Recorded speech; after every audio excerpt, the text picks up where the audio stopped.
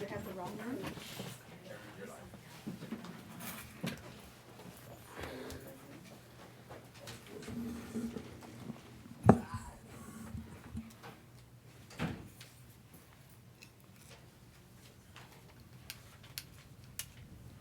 We are live. Got some issues with our agendas. Get that taken care of real quick, and then we'll get started.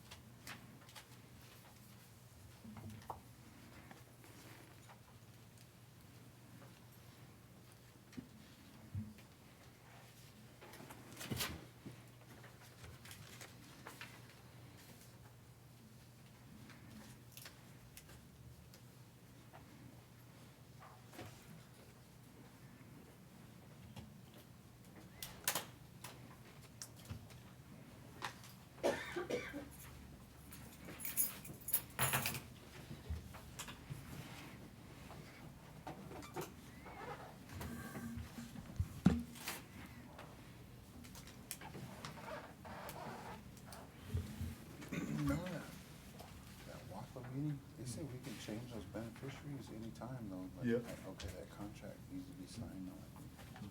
I might have to do that tomorrow. I should. Yeah. But we can change those anytime, right? Yeah, sounds like a pretty That was easy it. process. Okay. Then the other thing too that I had on there was that, the next building. It's not on there either. It wasn't, or it is?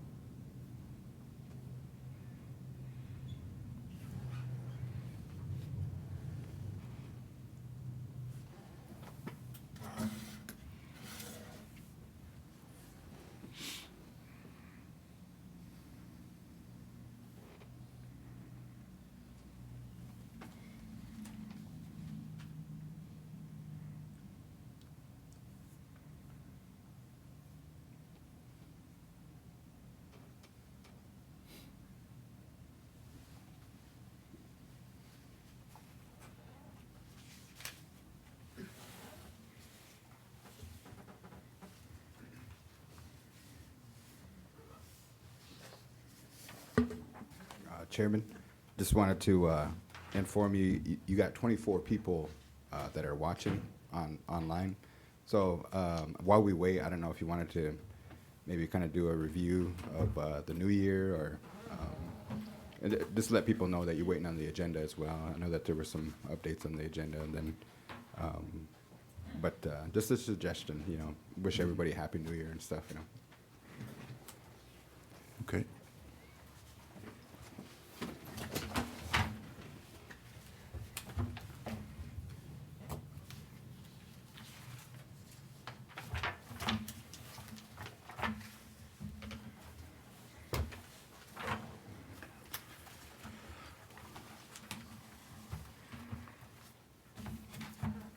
Okay, we can get started. We are here tonight for the December 30th, 2019 mid-monthly meeting. Last meeting of 2019 for this Winnebago Tribal Council. Look forward to this next coming year, 2020. We'll call to order at 5:06 p.m. Ask Roland to say the opening prayer for us, please.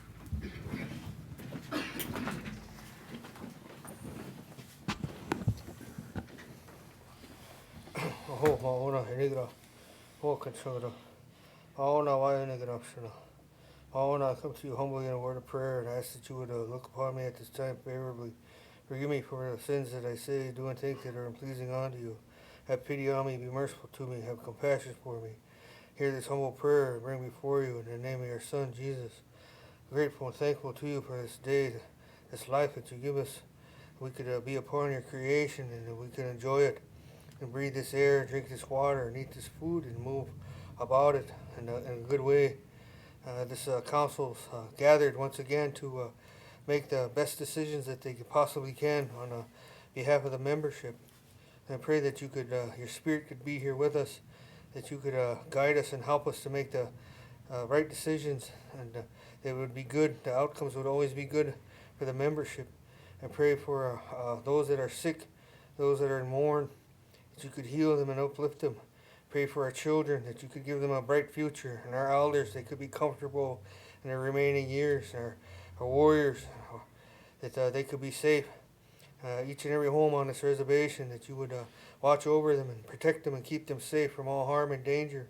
The land that we live on here, that it would produce food in abundance, and the water would be pure and good to drink, and the air would be clean to breathe. And I pray that it could be that way for us, the generations to come. I pray in the name of your Son, Jesus. Escucha.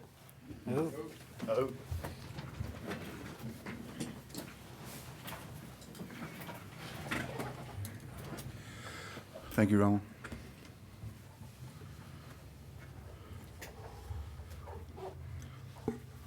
And on to the agenda. Any additions? I have additions. Okay. My first edition is for the February stack meeting. So it's a travel request to attend the Health and Human Services HHS Secretary Travel Advisory Committee. And this trip is February 6th and 7th. And the preceding day, February 5th, is a Tribal Consultation Policy Review Committee meeting. So they've extended the room block to that day. So I have that information. And then the second one is for the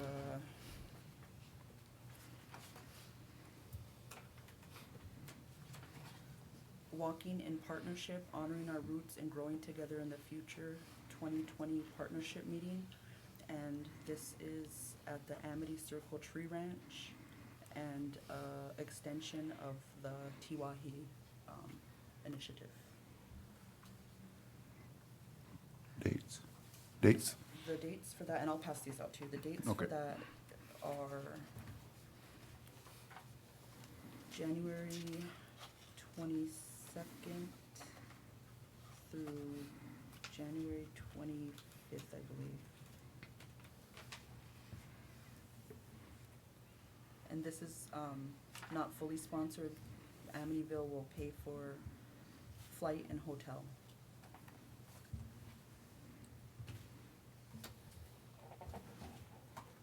Okay, any I other? apologize to the council, the stack travel, I can email you that one, it printed kind of funny, and so I'll just email that one, but I have some documentation. Okay. Any other additions? Yes. We have a Richard Walker housing issue.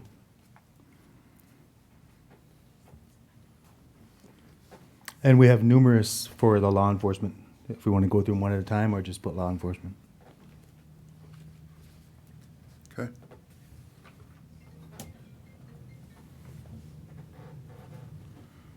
And the law enforcement is our drug dog, speed cameras, the possibility of building a jail, wildlife officers, and meth offense being published in the WIN.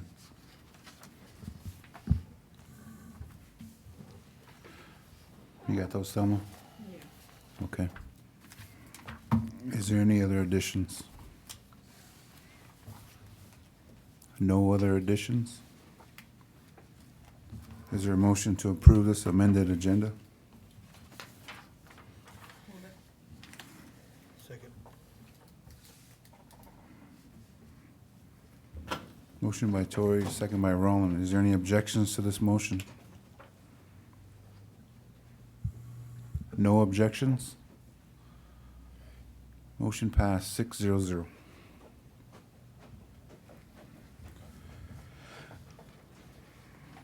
First item on the agenda is reading of the minutes. December 2nd, 2019, regular tribal council meeting minutes.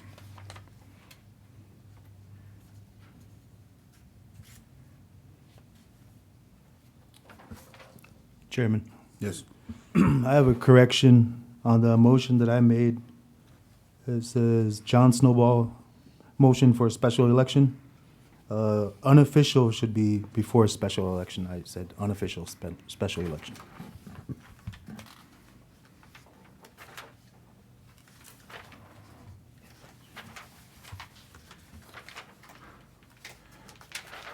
Get that noted in the minutes. We'll change that.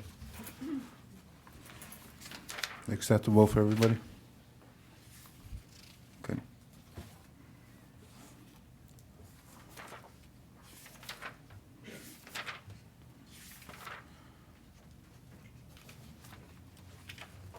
Note the amendment to this, and is there a motion to approve?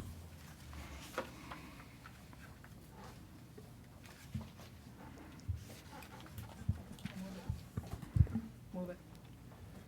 Second. Motion by Tori, second by John. Minutes. Minutes of December 2nd, 2019. There was amendment on the last page. Motion by John Snowball for special election. Motion by John, change it to motion by John Snowball for unofficial special election. Motion failed for lack of second. Just gonna add unofficial to that. There was a motion by Tori, a second by John. Any objections to that motion? What do they want to do now? Change it?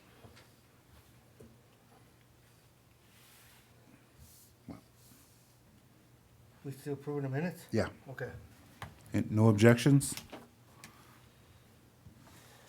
Motion passed 6-0. Ratify 5 signatures.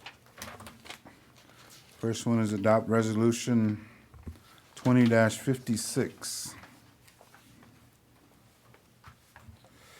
That is a resolution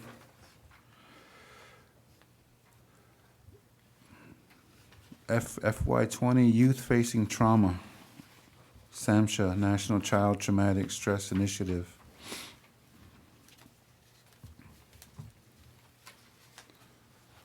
Make a motion to adopt resolution 20-56. Second. Motion by Tori, second by Louis. Is there any objections to the motion? No objections? Motion passed 6-0. Resolution 2057.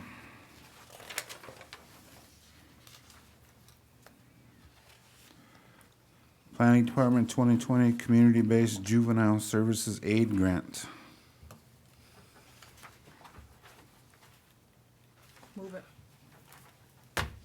Second.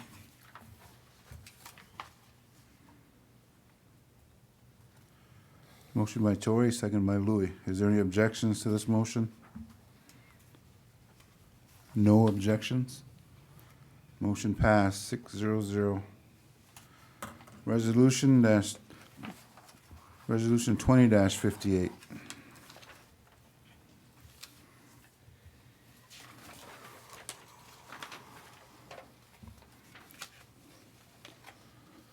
Winnebago Groundwater Resource Assessment, Phase 1. Move it. Second. Motion by Tori, second by Louis. Is there any objections to the motion? No objections? Motion passed, 6-0.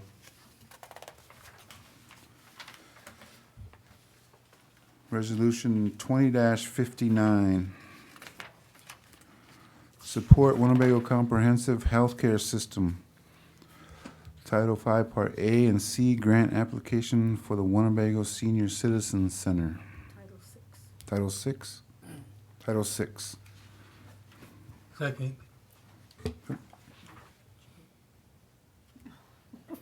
Make a motion No. to approve. I'll make motion to approve. Motion by Thelma, second by Louis.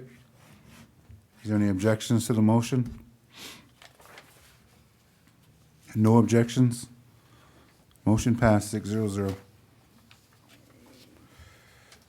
New business. Number 1, NIHB 11th Annual National Tribal Public Health Conference, March 17th and 19th, 2020. Can I talk about this? You got the floor, yeah. Okay. Thank you, Coley. The tribe had received a letter, and it coincidentally was signed by me. So when this ended up on the agenda, I was like, oh, and I looked in my packet. The National Indian Health Board is hosting its annual tribal health conference in Omaha this year. And each year, National Indian Health Board hosts kind of 3 major conferences: a behavioral health, a public health, and then their annual kind of big tribal conference. And they pick a different area every year to host that in. And the tribes in that area kind of have some host duties that come along with that. But the letter that is in the packet is a letter to the area tribe, and it's asking for sponsorship of different things. And so that's what you'll find in your packet. And I guess it's at the discretion of the tribe if they want to sponsor any of these levels, or if perhaps we ask Winnebago or maybe one of our other entities like Ho Chunk Inc. or perhaps, they've received this letter too. I don't know who all gets the letter in the respective areas. But I also wanted to use this time to talk about the culture night. And so it's going to be hosted in Omaha at one of the convention centers and the adjacent hotel. And part of the programming is that there's a culture night, probably the first or second night of the program. I think it's the second night. And so part of the area's tribe's responsibilities is to host that. And it's not just Winnebago, it's going to be in conjunction with the other area tribes. And I've sort of taken the lead as one of the Nebraska tribes, because it'll be really hard for some of the folks in South Dakota to be hosting something in Nebraska. And so we hope that we can make it an intertribal culture night and also highlight some of our local tribes. And that's still in the works, but what we have before you is the donation request. And so until we know how much we may have to pitch in for the culture night, I think I'd be comfortable if we hold off on our commitment on this. A time for me to introduce it, what it's about. And another special announcement that goes along with this opportunity is Dr. Segunas from the CDC has agreed to do a site visit to Winnebago while he's here. And so we're working with Danelle's team to put together things that they might want to see. At our last board meeting, we had a really nice presentation from Lorelei, and that's a CDC grant. So we want to put together something that highlights, things that we want to show them here, things that maybe we want support with.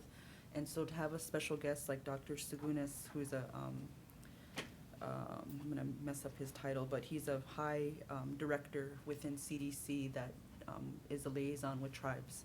So that's an opportunity for us that will also be during that week, and it'll most likely be Monday, the March 17th, that will host Dr. Sugunis in Winnebago. So I just want to say that much about that, stay tuned for more information on the culture night, and I still need to put together a budget for that, and also outreach with the Great Plains Tribal Chairman's Health Board to look at what type of funding may be available on behalf of all the tribes. And so that's that. Does anybody have any questions or want me to provide specific information that you may want to know more about?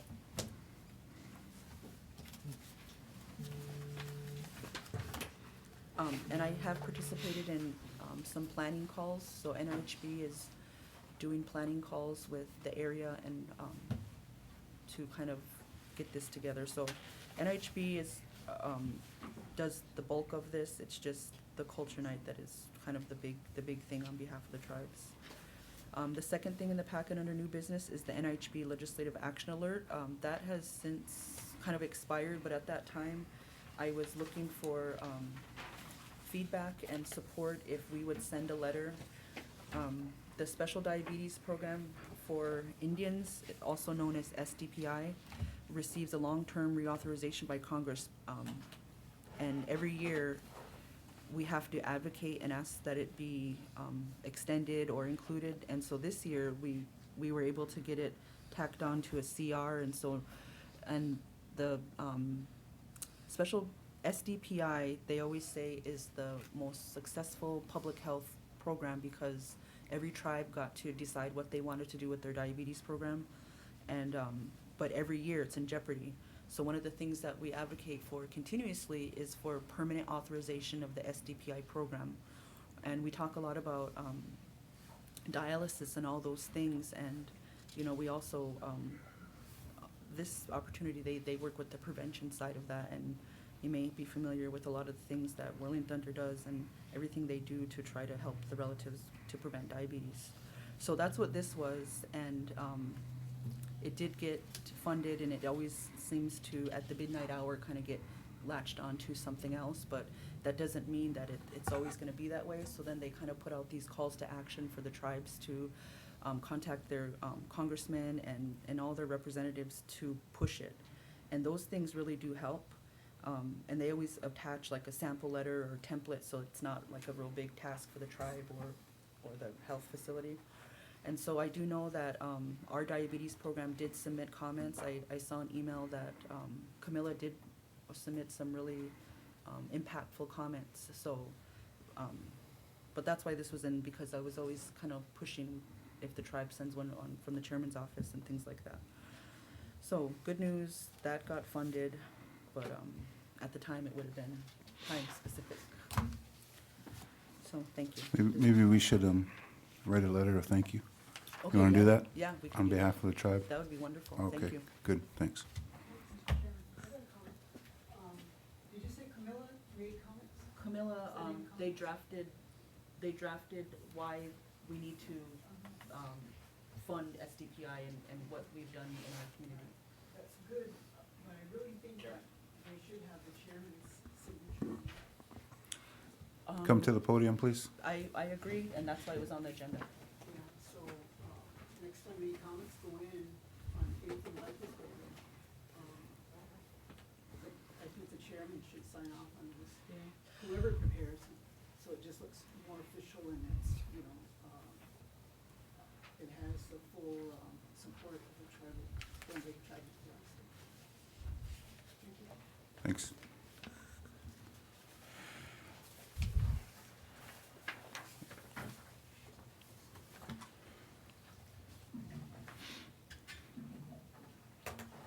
Does this need travel approval from council, or is that with me? No, just FYI, and you bring back the. Yep, and I'll bring back more information, but I will be participating in this, I guess, if you want to do travel now, but I could also put it on the next agenda when I have more detail. Well, I guess Maybe sponsorship. the dates are the dates, but before I ask the tribe to sponsor something, I kind of want to know how much we're in for the culture night, and maybe that's our, I don't know, to Okay. be determined on that. Okay, no action tonight. Item number 2, NIHB legislative action alert. Oh, that's what I just talked about with just this, did that. with the diabetes.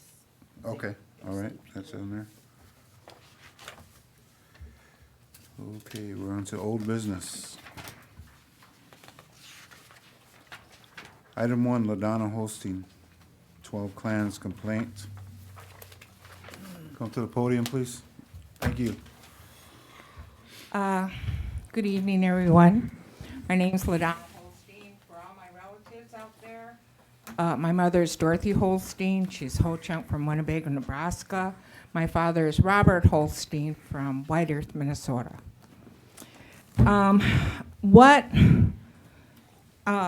What it says on the agenda is 12 clans complaints. That's not really true. It's things that have happened. It's not complaints. So what we're trying to do tonight is bring light to those complaints, as people call them. But they're things that have happened in that hospital. And for some reason, nobody is addressing them. Okay. We want this to be heard in the best way possible, although it's affected almost each and every family in this community. Tragic things have happened at the 12 Clans ER, and tragic things are still happening there. Tragic things are happening in the Express Care Clinic. I've been witness to that myself. The 12 Clans mission statement is to provide timely, quality health care. Their vision statement is to be the Express Care Clinic of choice. I don't have this written in here, but right now, that is not the way things are. Everybody is scared to go to that hospital because of the care that's been given there, the care that isn't given there. We have a couple of people here that are going to give testimony to that. I myself went there for my knee and a headache, and I was given metformin because they said I was borderline diabetic. And it just kind of blew me away. So if I was not to have researched that and just started taking those pills, like a lot of our people do, they don't know how to advocate for themselves, to ask what we should do instead of taking this medicine, I took it upon myself to contact Camilla and get involved with the Ho-Chunk Hope class, which, since I was borderline diabetic, I think that the doctor that I've seen should have suggested that first, instead of just prescribing more meds or a medicine. Metformin is being investigated by the FDA, claiming that it may have cancer-causing agents. And that's what we're prescribing out of our pharmacy here at 12 Clans. There's other medicines out there that we could be using. So this is one of the things I'd like to know. Why aren't we doing that? Why are we giving, if it's being investigated by the FDA, why are we giving that to our people?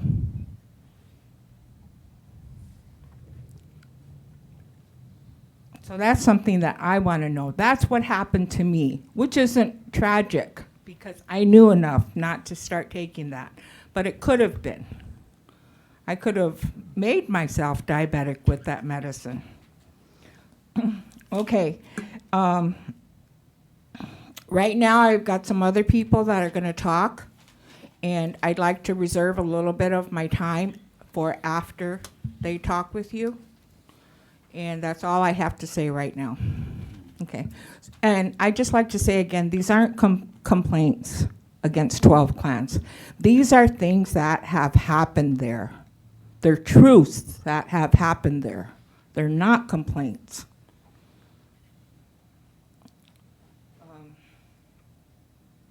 Ken, do you want to?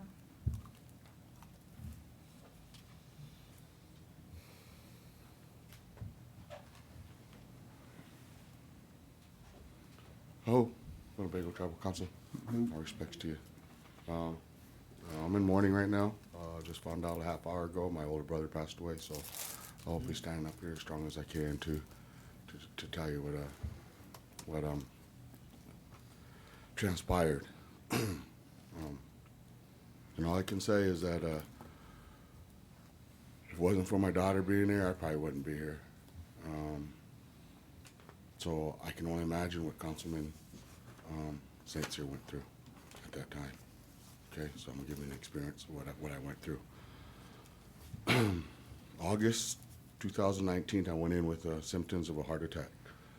I stood as I went into the emergency room and I walked into the front area to the window to fill out paperwork. I got a funny feeling of dizziness. So I stood there for a second to catch my composure and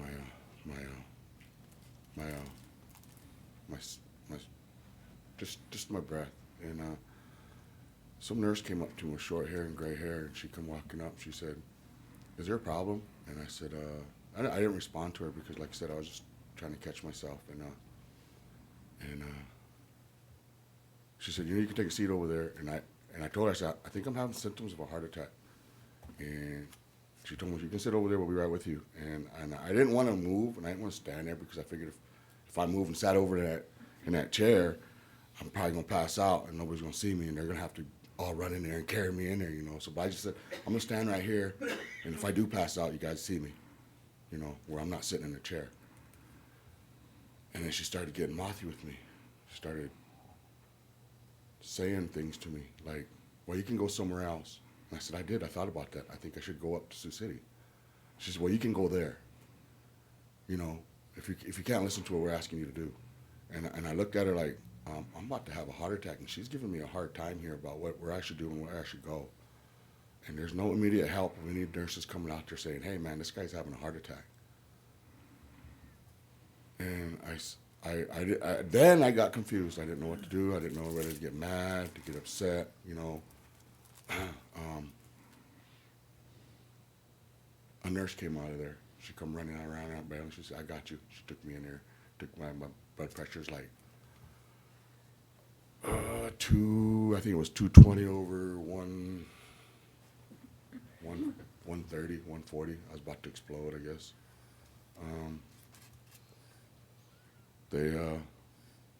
She took me, she said she lit up red light on her head. She took me right straight into her gurney, and they start running tests on me and running blood tests on me, and I'm sitting there thinking, well, what are you guys doing? You know, I should be out the door, right? Should be having an ambulance here picking me up and taking me out, right now, instead of going through all your tests right now. And no, we're gonna, you know, do this. They start going through procedures, and I was sitting there looking at them like, and no, I had no witnesses there, no, my family, nobody was there with me. All this was going on, and I already done thought uncomfortable there as it was when I first came in, and I said, you know what? I said, I already feel uncomfortable with that nurse sitting over there, the way she's over there looking at me and acting some kind of way. You know, they actually call a security on me. I also got threatened they're going to call the police on me. Oh, no, they did. Yeah, officer did come. That's right, Officer Kenny LaPointe did come. Is there a problem here? That's right. They did call the police on me while I was having a heart attack. I took off all this stuff and I left. Jumped in the car and told my daughter to take me up to Sioux City. We jumped in the car and we cruised up to Sioux City. I passed out halfway up there. They called ahead. They called ahead up to the police up there. They stopped us before we got to that turnpike to go to City. I had to sit there and have a heart attack in a car. Wait for their ambulance to come pick me up. That was in August. That was the symptoms of my heart attack beginning then. 2 weeks ago, I had a heart attack.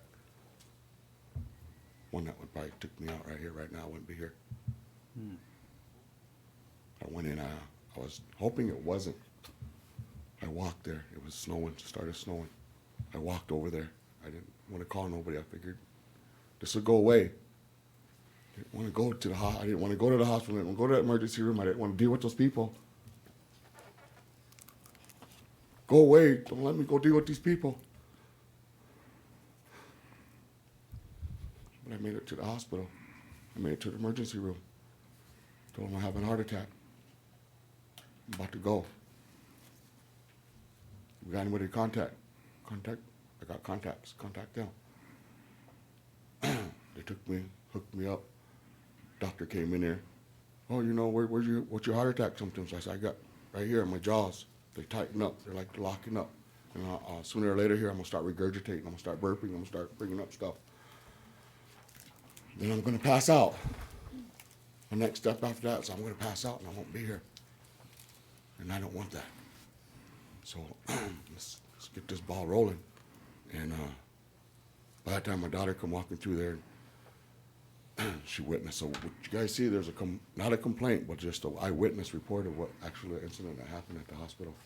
I'm not here to complain about anybody or anything. Just letting you guys know what I went through. So if I went through this, imagine what Councilman St. Cyr went through without no family there. He didn't make it out of there. He didn't have family there to sit there. Let's go. Let's get this ball rolling. Let's get him out of here. He didn't have that there. He just had himself there. So that's what I feel. I feel for him right now and his family. It's out of my heart. I know exactly what happened because what they were doing to me in that emergency room right there, my daughter's witnessing it. Taking tests. Doctor comes in here and says, oh, it's probably got a bad tooth. You got a toothache? I said, yeah, I got a bad tooth back there. It's broke. Could be. I'm hoping it is. I'd rather have that than a heart attack any day. Any day. Toothache any day. Please let it be a toothache. She walks away. Those nurses come flying back. As soon as she walks away, those nurses come flying back in there. Your ET scan or AKG scan, whatever it is they did. They ran my blood test. Boom, off the charts. Boom, boom, started hooking me up with IVs. What's going on? You're having a heart attack, sir. Get me out of here. Right now, I need to go. Let's go. My daughter's freaking out. They can't, Dad. They can't transport you. This ambulance is not certified. They can't transport anybody that's hurt, tragic, cut. Got to take them up there. Heart attack like you. They can't transport you because they're not certified. Really? Really? Call a helicopter. I'll tell you what, they're not going to come because it's snowing out. Sure enough, they called a helicopter. It didn't come. Can't do it. We can't make it. It's snowing. Call the ambulance that you guys said. That can take me up. They called the ambulance 2 hours. I'm dead. I'm dead. I'm dead.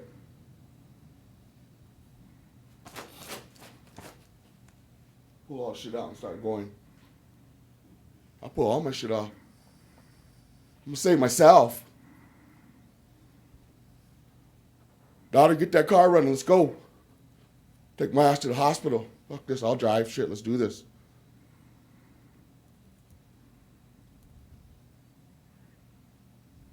No problem. Don't have a problem with that. Die on the road. Die at least trying to save myself.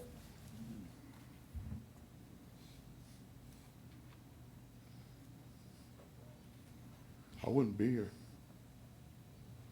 Serious. The name, my daughter, she raised hell. Get a service ambulance here. Now, there's got to be one nearby.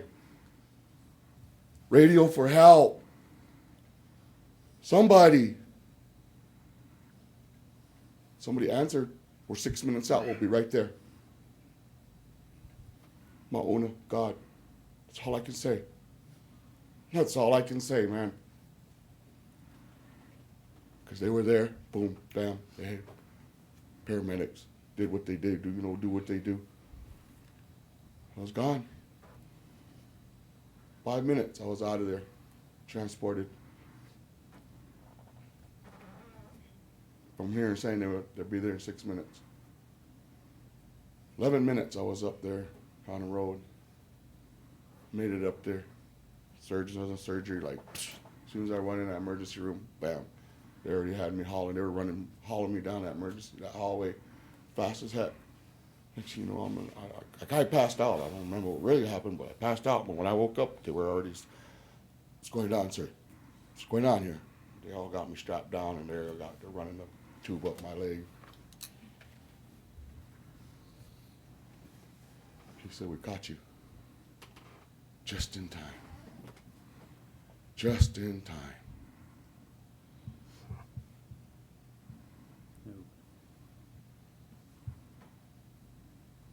That's my experience. I'll tell you another experience. I built that hospital. My hands. I built every room in that hospital. Put every window in there. Door. Hallways. Every window aspirations of putting my best work ever into something for my people, for my grandchildren, for my children, for their children. We're having a state-of-the-art facility. Everything there for us, our people here. Maybe we can have people here be born again on our own res at our own hospital. Aspirations in my mind when I was building this. We can have diabetes here, take care of it right here. We can do our own, whatever needs to be done, our research. Everything that needs to be taken care of right here. Have our own, where they go up to the hospital that we transport them every day up there. Yes, you got dialysis. I got brothers that are on it. I hear their stories. I cringe. I try my best to take care of myself. To not be in that situation. Thought we would have the best ER ever, the best nurses, the best doctors, because I figured they come from our people. Because we would have, from then there, they could have been going to school, been training, and all the training. We could have had administration there, and it would have been all our people. Our own families, our own up in there. That was my dream when I was building that hospital. Take care of our people. Don't have to go to Sioux City to go see them in a hospital. Don't have to transport them on dialysis all the way up there. Don't have to go through what I just went through.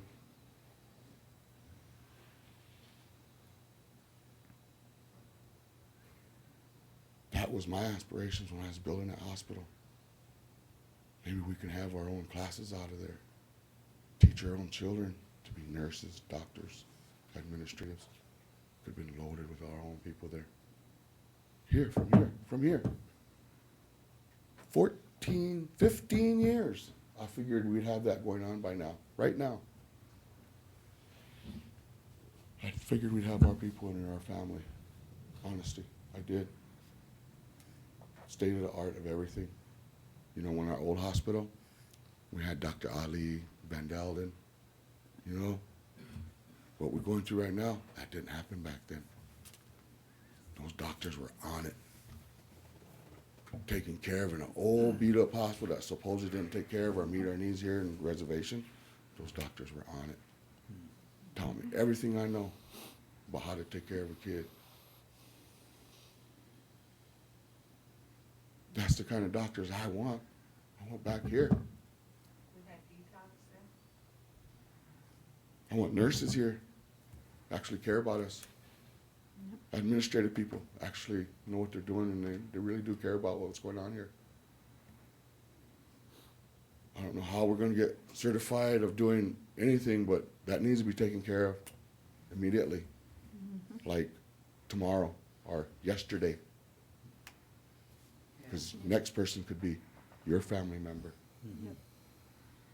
your family member, your relative. I'm not here to condemn them, bash them people. They're put in a situation where they're in. We shouldn't be like this. We should have our own people here, right now. But we don't. Our own kids. Seriously, our own grandchildren. We have everything that could make that possible. We have an education system. Y'all even have a construction company. Make use of it. Do something. Right now, where we're at is like we're at a standstill and say how many more statistically can be like Kurt or me. I don't want to be a number. I'm not trying to be a statistic. I'm trying to beat those odds all day, any day. You try to sit there and say, I'm a statistic, I'll prove you wrong. Not that guy. And I don't like it where we're at, sitting at where we are right now. I don't want my friends, my people going through that. I don't want them passing on. Seriously. Honestly. I don't want to see none of you going through any of that. None of you. I know every one of you. I don't want you going through what I just went through. I want the best for you. Oh, I want you to get through there and succeed and be better than what I got out of there. My daughter's a CNA, certified nurse assistant. She made it happen. Need people like that in there. Trying to make things better. She's trying to go for a, what do you call it? Certified nurse or RN, registered nurse. She sees, she knows what, she worked down there. She was in administration down there. She even had to make sure that it was coded down there, make sure things that went through right. People wanted to bring her down. They didn't want her, this whole chunk woman, sitting there telling them how to do things. Do their job. Really.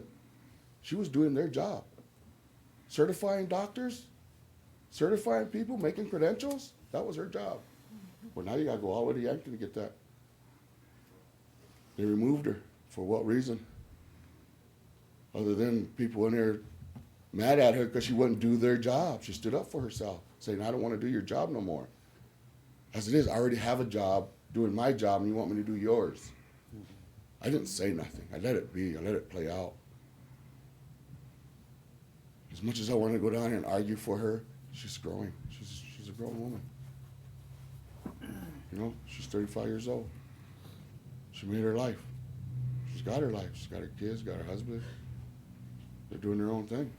All my kids are. And I push them to be better than what we have here before. All three of my daughters are certified nurse assistants. Ready to help the people out, but not getting looked at. Getting looked away, turned away from their own people. Here to help the people. I'm trying to teach my kids that. At least I instilled that into them. Do more for others. Do what you can.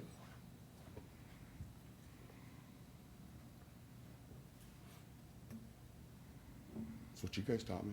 That's what your families taught me. I've been around all your families. I was raised here. Winnebago's raised me. Taught me everything. All I know is Ho Chunk. Their ways is my ways. That's all I know. Other than that, I was white. Knew nothing.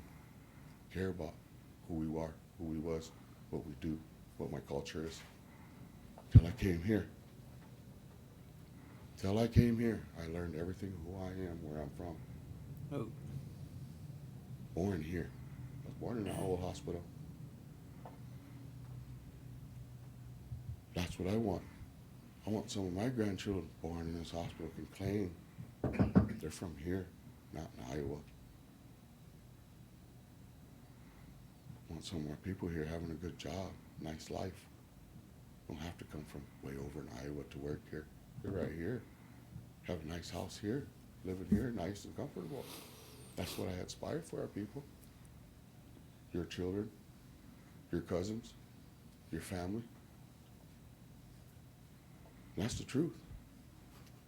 Put everything I could into that hospital, not to become what it is now. No way, man. I'm sitting there thinking a long time on how we can correct this. This can be corrected. It can be taken, and it can be taken in a good way, other than what we are right now. We're standing at a standstill, not moving forward. People don't want, it's true, people don't want to come here. I don't want to come here. My primary doctor's up there in Sunnybrook. Main Hospital, St. Luke's. Why? Shouldn't be like that, but they treat me like family. All my kids were born there. They treat me like family. They take care of me. Don't know a white person there for a lick of split, other than they're just doing their job. That's it. Take me in, took care of me. I'm good. Like their own. We got people down here who don't give a shit about us. That's the actual truth. I don't know what inspires them to be on this reservation, to work for us, to be around us, to treat us in such a way is asinine. And for us to sit here and think that we have to put up with that makes us look bad for our people. My relatives, yours.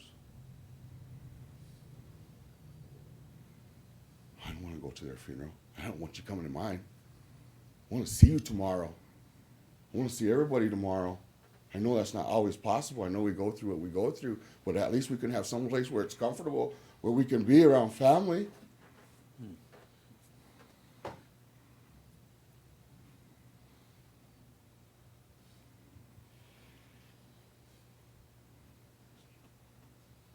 I didn't think at the time I was building that hospital that was too much to ask for. I never asked for it. I figured that's just the way we was going, our direction. Honestly. Thought we would be leading the world in diabetes research because of our people. How to prevent it. How to become better. Have the leading researchers from here. Because we're dealing with it every day. Our family's dealing with it. We should know how. I know how to deal with it. My wife knows how to deal with cancer. A cancer patient. We tried to put him in different places for them people to take care of him. We just brought him home. Nobody gonna take care of him better than home. Okay. We don't have a hospital. Okay. We have a home. We brought him home. Okay. Did anybody refer you to the patient advocate? Yeah, on the August one they did, but like I said, I'm not the one to sit there and complain and make arguments against someone who's supposed to be trying to do their job. If that person's there and don't know how to do their job, I'm not going to sit there and condemn them, make them look bad, you know. Maybe they helped out the next person. They may didn't help me out, but they might help out the next person. So I'm not to sit there to make them lose their job, or not to sit there and make them look bad. I didn't want to do that. I'm not that kind of guy. I ain't going to write nothing against anybody. Do your job. Do your best. That's all I can ask for. Treat my people right. That's all I ask for. Not much. Treat me right.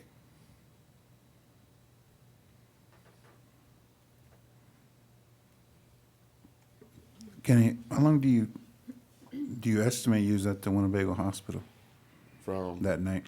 that time, I walked in there at 4:30. Took them an hour almost, 45 minutes to get me out of there.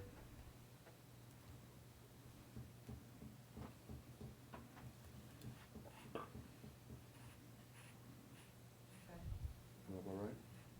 Huh? Oh yeah, that's right. I went down here at 12 because we had a memorial at 12 for our Dago Walter McCauley.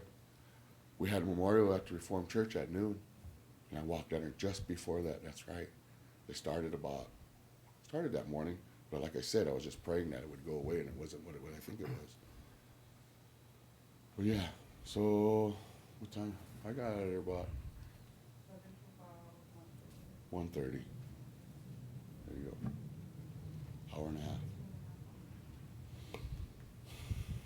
Then you got Sioux City, and you had a No, heart attack I when started- you got the EKG in Sioux City. They gave them down here. That's when they read that EKG down here. Then they ship you right to. As soon as they read it, they said it wasn't normal, and they were in there doing what they needed to be doing. Figured that's what they would do right off the get, but it took them a while to get to that point. I don't know what people ask. I quit asking doctors, and I told them that I quit asking doctors anything anymore. All right, I quit taking even their medicine. When they tell me to give medicine, they give me. I won't take it. I want to take my heart medicine right now. That's going to keep me going, keep my heart going. I won't take anything of that, anything else they try to give me. I take high blood pressure. I don't even have high blood pressure. Winnebago tried, they put me on that up here at the hospital saying about 6 years ago I was borderline high blood pressure, so they gave me blood pressure pills. Didn't understand then. So I started taking them, it started making me feel funny. So I quit taking them.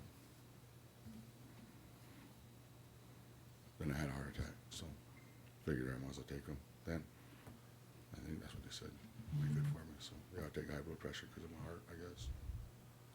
I still don't know. Nobody gives me a correct answer on that one. Why am I still taking high blood pressure pill when I don't have high blood pressure?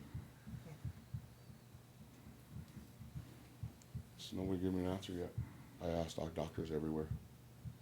Why do you guys got me on this medicine that I don't have to be taking and I don't have, but I'm on it? One tried to say it was because for my heart. A nurse up there in Pender, because I was going to Penderville for a while too.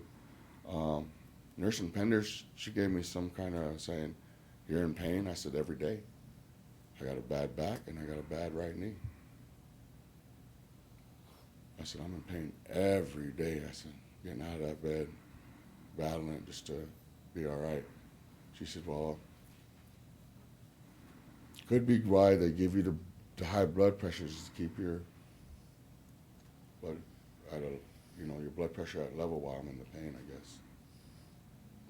When she said that, it made sense. It made sense. They're working me off from pain meds. They loaded me up with pain meds for years. They thought I was addicted to them. Maybe I was. Maybe that affected my heart to where it is right now. All kinds of possibilities out there. I do my own research. I read and I do my own reading for my own self, for my other people, my own family, so I know. I try to tell all my brothers and sisters that, family around here, just read up on it. Just read on it. Just keep reading on it. I should be a fat guy, but I'm not. I try to take care of myself as much as possible. I don't get to walk on a treadmill. I go walk around all over the place. I got a bad knee. It swells up on me. I got to sit a day or two. Okay, Kenny, thanks. Thanks for your testimony. Get back on track. Who's next?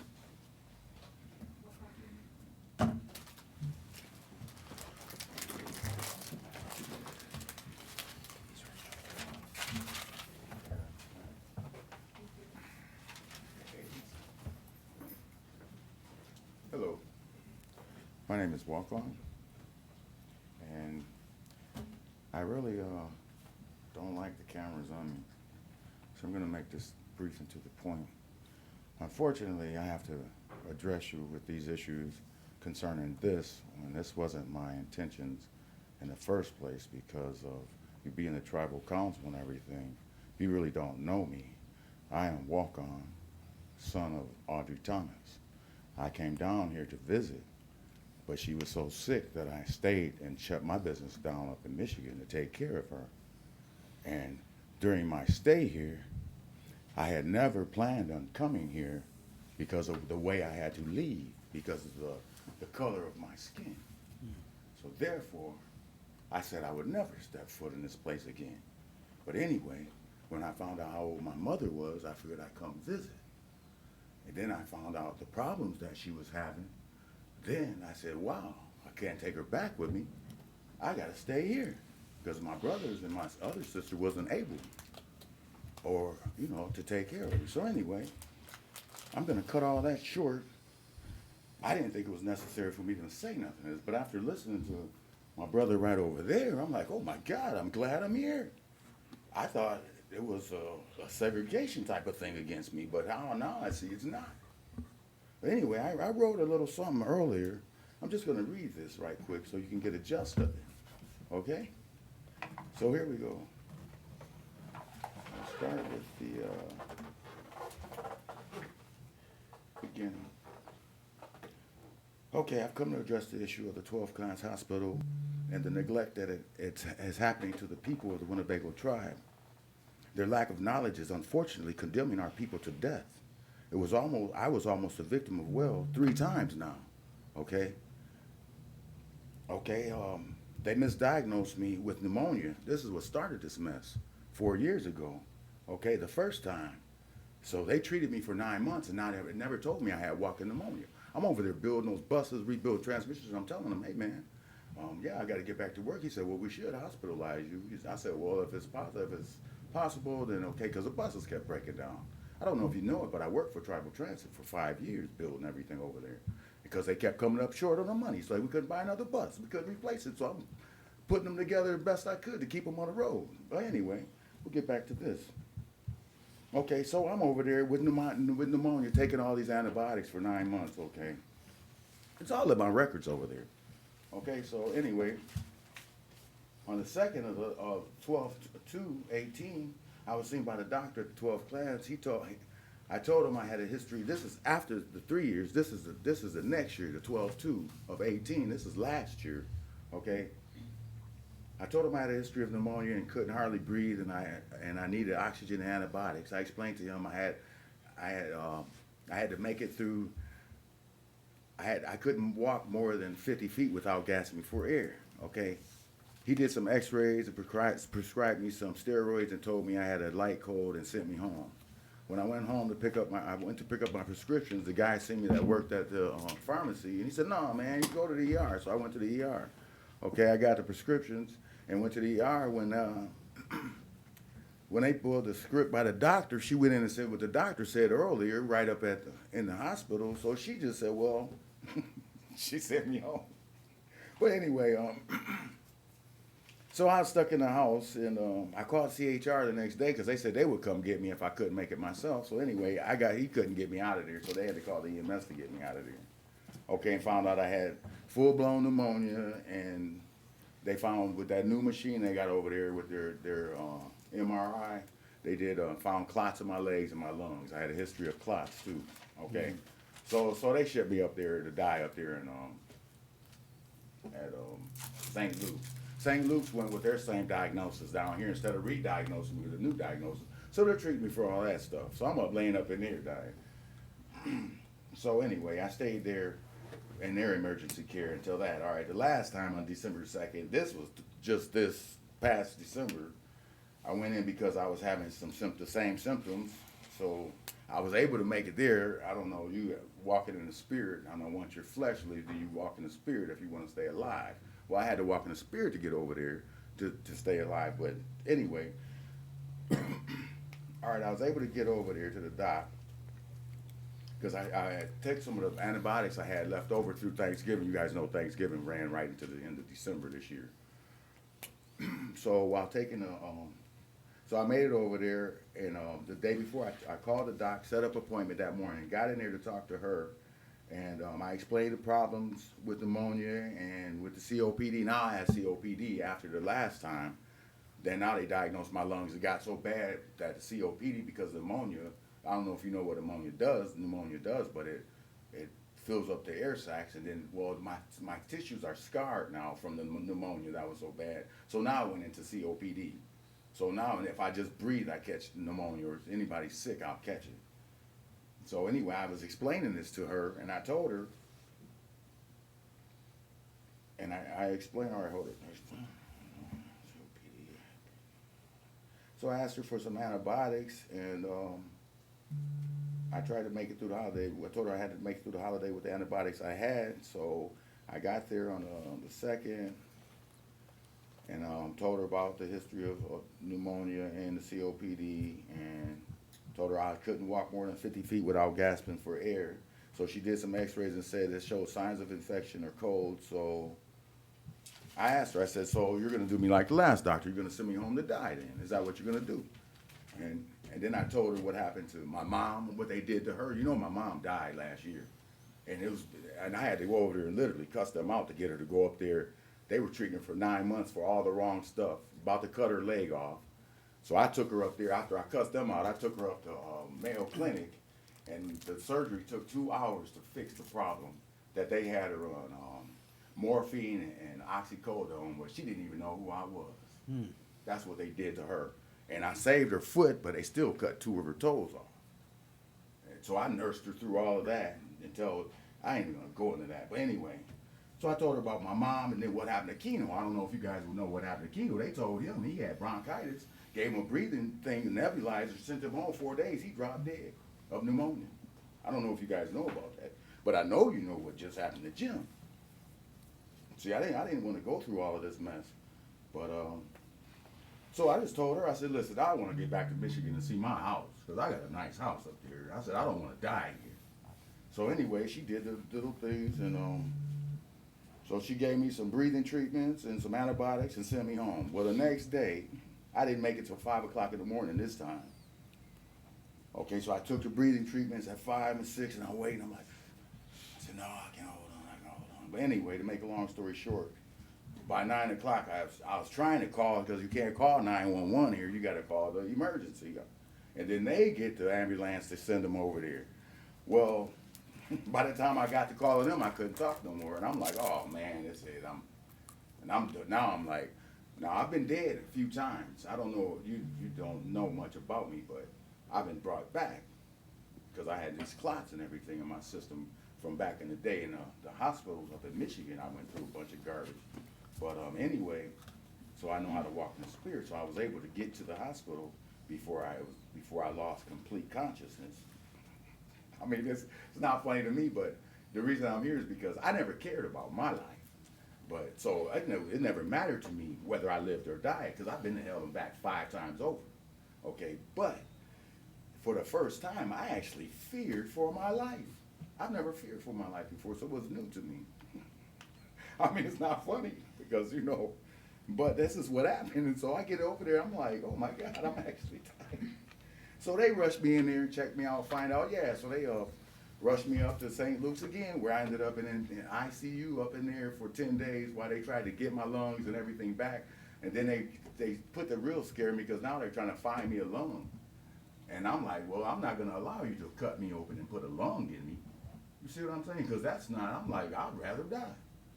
So that was my ideal of the whole thing. Then my body started getting better again. So I literally was like, okay, I'm filling out my will and I'm ready to, give everything I got away. And I was like, okay. And that's where I ended up. And then I was like, well, it just so happened I was speaking with LaDonna and them. They was telling me, hey, man, you need to write that up. And I'm like, well, okay. So that's what I've come to address the issues on this particular case. So to me, it's quite fascinating how this could happen this way when you say you're going to take over and turn it into the 12 clans and help the people, but is it worse or is it better? You see what I'm saying? And then I find out that this guy's got his mistress over there working there, and I'm like, oh, what's going on here? Is it gonna keep going? The domino effect that's happening to this tribe right here? Because I've never said nothing. I never put my education on the table, and because I have no respect for people who use their education as a tool. You see what I'm saying? Because my father was highly educated, okay? And I watched his education and thinking, so the black side of me, they're rich. I watched them and their education and how they did. Okay, so my education, I don't put it on the table because of the simple fact, I didn't come down here for none of this. I just came to watch. Because I was never considered a Winnebago. Okay, even though my blood quantum says I am. I made my fortune elsewhere. And I enjoy doing it. And God is with me, the angels with me, and the Holy Spirit is with me. So I'm a blessed man. So if I have to stand up here, then things are going to change now. And that's all I have to say. And thank you for your time. Thanks. There you are.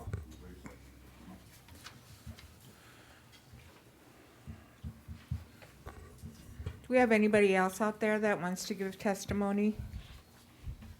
Okay, I don't think so. The other comment I'd like to make is that we have many other people, many other stories like that, but because they're afraid for their livelihood, retaliation of some sort, they choose not to write it up. Okay, so what we're asking for with these, what we're asking you, our governing body, due to these numerous complaints of unsafe care that demonstrates gross mismanagement, we're asking for a formal investigation to validate, substantiate these claims, and to hire a consultant from CMS to conduct the review. There's a lady, her name is Dale Knudsen. She's a new chief nursing officer. I don't know if you know her, but anyway, for the Great Plains, and she is available to hire as a consultant. So we're not trying to make trouble. We're not trying to prevent anybody from anybody to lose their job. But what we want is to save lives, our people's lives, and find out why we're not getting the very best care possible. Why does this keep happening? It's in July, it was a year. So we're in a year and a half. Those people at the top are making big money, not to learn. In the white man's world, when you make that kind of money, you make that kind of money because you know what you're doing. You're here to fix it. That's why you're paid so much money. So what's wrong? What's wrong, Tribal Council? Why is that still happening? And what are you going to do about it? Are you going to ask for an investigation? Louis, will you support us?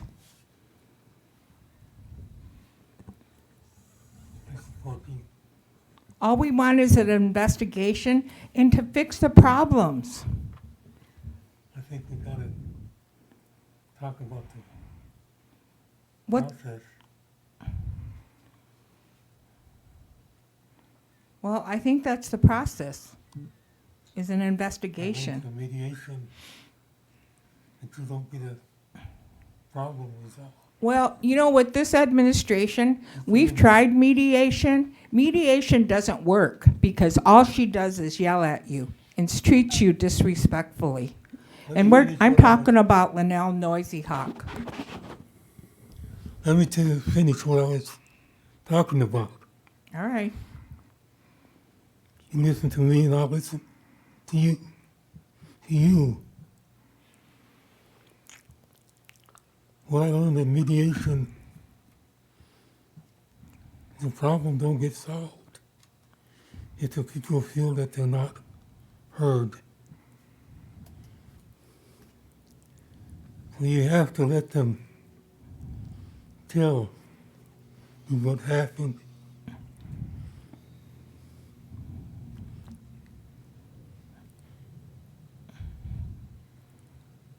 And more people have to hear, like you heard tonight, and have an environment where they feel safe telling their story. But we also got to look at the system and figure out how we adjust it to respond to the needs of the community.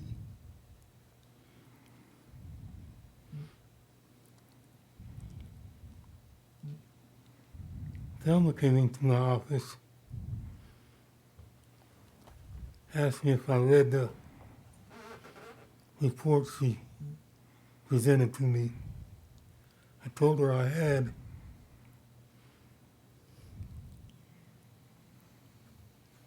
But I didn't want this to develop into a shouting match. Because when those things happen, people don't hear.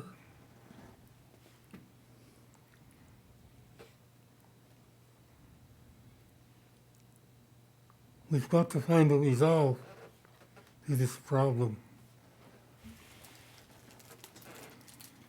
Because it will linger and linger.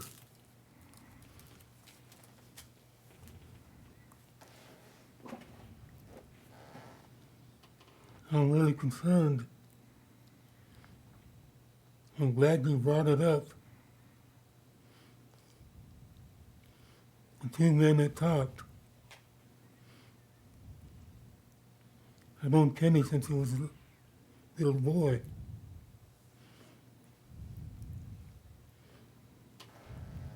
The young black man, to me, he's a Winnebago.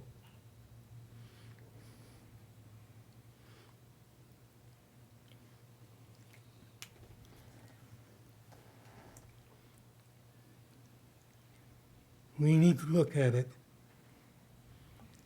and approach it in a way that can heal. Now I'll listen to you. Thank you for listening to me. Okay, thank you, Louis. And excuse me for interrupting you, I didn't hear. Yeah, this has been going on since when did we assume the hospital? July of 2018. So in 6 months, it's going to be 2 years. Like I said, people that get paid that kind of money in the white man's world, they know what they're doing. They can come in and fix something like this and before this time has been up. So we've been patient. I've even heard some of you say, well, that's a learning curve there. They got to get, but like I'm going to say it again. When you get paid that kind of money, you're supposed to know how to fix things. That's the way it happens in the white man's world. So that's why we're asking for this investigation. I'm not trying to get anybody in trouble. We just want to know how we can have a better hospital.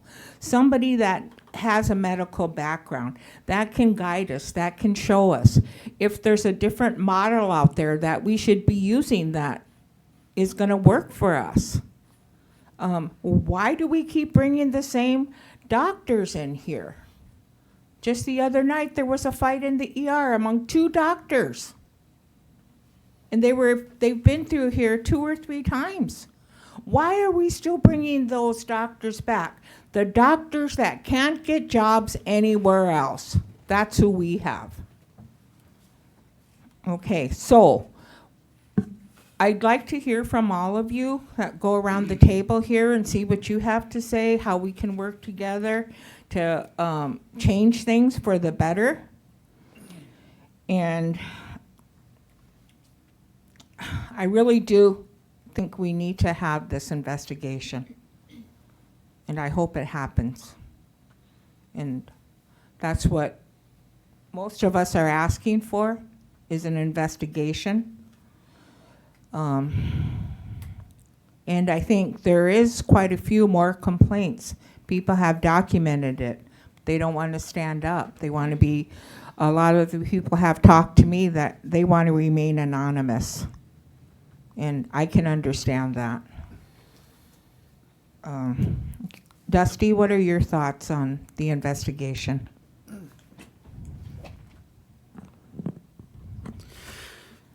Knowing there's a lot of misdiagnosis going on, and as Kenny was saying, the personal initiative on transportation, that's a pretty important process in our emergency room, because we have to go to Sioux City. a lot of the times during these emergencies, we just don't have that capacity to take those emergencies on. And to be misdiagnosed and to let that follow you into Sioux City and still be treated for that misdiagnosis is another thing that I find pretty not in a good way like that. And to know that when people are misdiagnosed, that a lot of them are children and elders, and there's pain and a lot of tears that go on with that misdiagnosis, and to return to the emergency room for the second time, and to find out that you're on the brink of death or in dire need of emergency surgery, which has happened to one of our elders, and I really don't appreciate that, and I don't like thinking of that, and we've had this hospital under our control for a year and a half, and we've had a lot of even one is more than enough, and to know that we had like 2, 3, 4, 5 people leave us and go home under this watch of the higher echelon in this hospital, or the people functioning or operating this, it's not a good way to look at things. And like Wakan was saying, he's not scared of death, but knowing that he's going to our hospital and that's might be what he's going to get, that I can kind of understand that's a very scary and true fact for a lot of our people that live in this area. No one should have to feel like that. To accept that consequence of going to the hospital. It should be the opposite, to know that you're going to get helped and going to get fixed, not look at a death sentence the closer you drive there. And so with this investigation, I think I would be on board with that, because we've lost more than enough.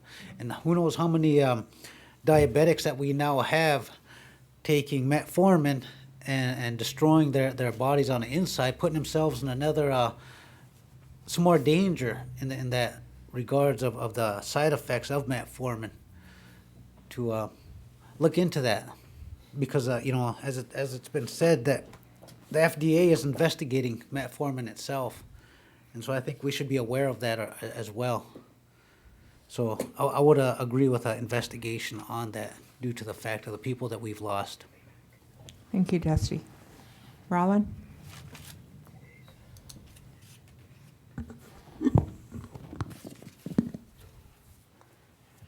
I want to say thank you to Donna for coming forward and advocating for members in the community and expressing your concern to this governing body.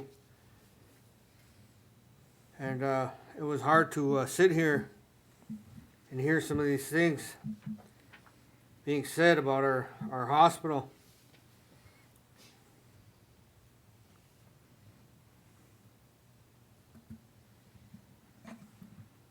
The treatment that they were receiving over there.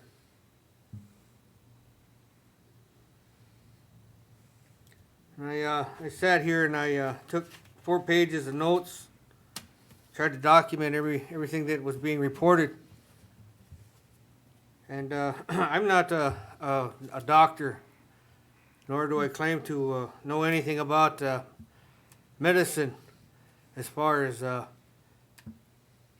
how that's supposed to go.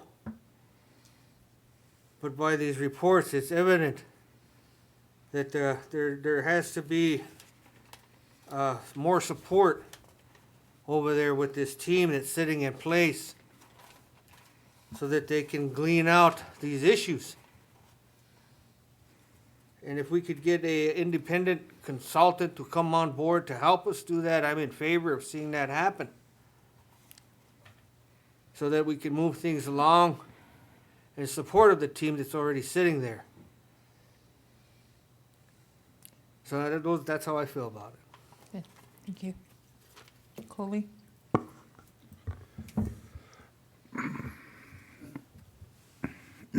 Now, about 10 years ago, I had the same problem with my heart.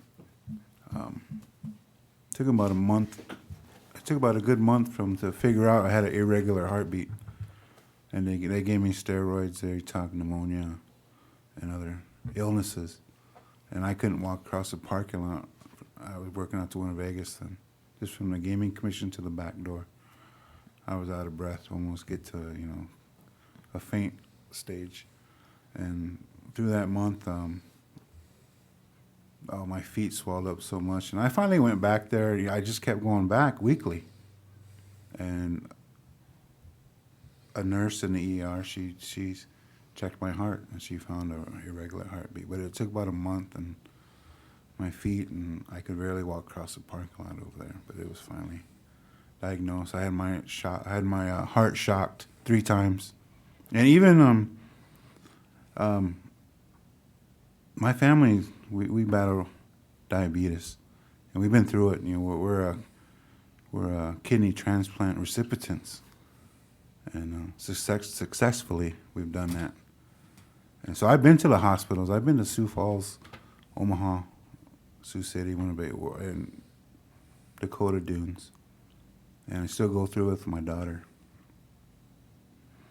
And so I know how things happen, and care is, like I said, I'm not trying to sit here to, like I know anything or everything, but I've seen things that sit in the ER for 2 hours just to lance a cut in the ER in Sioux City. 2 hours sat there, and took them 2 minutes, and they come in and cut it, clean it out, and send her home. But with the metformin, when that first came out on Facebook, that's where I seen it. Then I think that was kind of, if it did come out on the news, I asked our public health, our diabetes team here, and they said there's no worries. There should have nothing to worry about. So then I seen it come out again on Facebook about metformin. Then I know 12 Clans released a statement that's saying it's a safe drug. I don't know the truth. I don't. With our administration, and I would think with the lead person in there, the female, being a Native American, she would really want to. She's here to help Native Americans. I would want to believe that, and I hope so, but I can't make that decision. I don't know the truth for that. The administration, no, I know they have a woman now with plenty of experience, and she passed CMS certifications a few times. What's her name, Tori? Lori Gamble? Yeah, is it Lori Gamble? They finally have somebody after a year or so, over a year, that's got some experience now. And I'm hoping, and after all, hearing all this stuff, maybe I would like to talk to her to see how she feels about the administration there before, we can do this too. But I would support. I don't know how it's going to hurt if this is going to hurt us, or help us. Well, this lady, Dale Knudsen, the Rosebud Indian Health Service now has their certification back because of her. And that's who we're asking to come and help us. Okay. Yeah, with all the testimonies and then what's gone on down there, I don't know the truth. I really don't know. I wasn't there to witness, what happened to, when you talk what happened to Curtis and our other tribal members that passed away in that room, in that ER. Yeah, I wasn't there, and I don't know the truth, and I would be in support of it, but I just have to say I hope it doesn't hurt us trying to get our certification back too, but it probably will help us. So yes, I would, but we'd have to talk about it some more. Okay, thank you. John? Thank you, LaDonna, for bringing this forward, and thank you to those other tribal members that for their powerful stories. And I had some stories about a low level of care that my family has received, and I just want to make it clear that some of these things that we're talking about was IHS. And so we're moving. That's the reason why we took it over, because it was happening. You know, my son, you know, I kept taking him back. You know, he's not getting better. And I had to take him somewhere else to find out what was wrong with him. So, and that's the same story, you know, everybody's got one of them stories. Mhm. So that's why we said, well, we need to take it over and do it ourselves. And I believe it to be a slow process. And it, for whatever reasons, you know, but it needs to happen right away. You're right, LaDonna. And my only concern is that we're not encouraging the patients to go through this grievance process and this patient advocate. So if you're, you know, with all due respect, if something happens where you received a low level of care and you don't step forward and do that process, you know, then it's going to happen to somebody else too. By you not stepping forward, you know, you're not helping that. You know, there's a process here to where it can be corrected. And it concerns me that we're not using that. Because if we don't use it, you know, it's not going to be effective. So I'm in support, LaDonna. I'm in support. You can put my name down as supportive of it. But there's a lot of things that we need to look at too. And we can't just fire from the hip on these things. Well, it's been happening at 12 Clans already. We've lost many doctors out there that have just been walked off, nurses that have been there for a long time, and the employees there are afraid to say anything because they need to keep their job. So it's happening at 12 Clans already. It's not something that we're asking for. It's something that we want to stop. We want 12 Clans to be known for a problem-solving hospital, the place to go. What it says in their brochure, the choice, the care, the place that they choose to go for health care. And it's not that right now. We've even started some dialogue with the Mayo Clinic. They're willing to come in and look and see how they can best help us all. So I'm thinking with those people in this Dale, we can make it that way. So that's kind of a little plan that we got going on. We do have a plan though. Who do you mean we? These people that talk to you, the people that want to remain anonymous, CC, the grassroots people. We have a lot of grassroots people that do not want to come forward because they want to keep their job. When you work at the hospital and you see doctors, professional doctors and nurses walked off, what would you think if you were working there? I had a problem with, I have Parkinson's. It doesn't affect your ability to think. It affects your body movements. And one day I had a feeling of dizziness, like I was falling back. I went down there and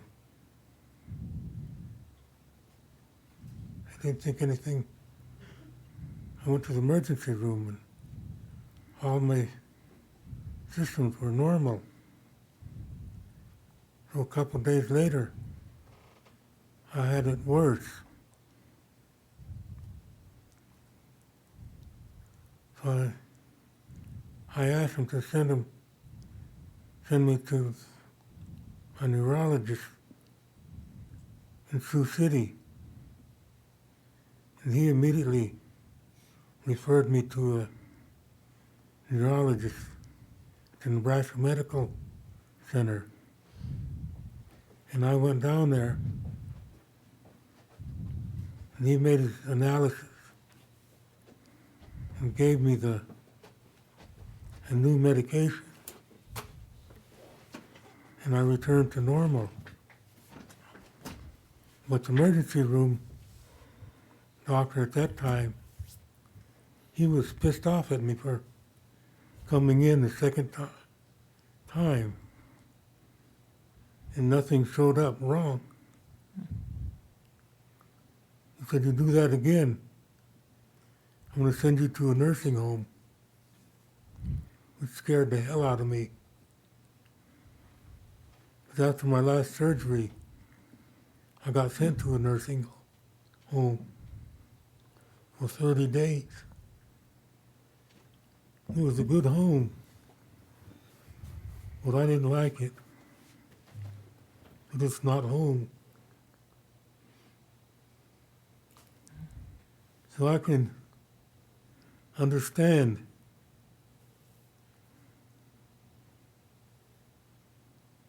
the pain some people go through, because I've been there myself. I read the CMS report up until when it talked about my Tuesday. I put it down, I never looked at it again. The only other time that happened to me was when I read "Burying My Heart at Wounded Knee."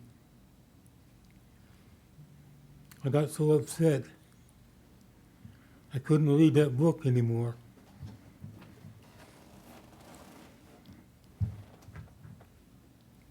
I'm upset. But we, the people, have to decide what and how we're going to resolve this problem.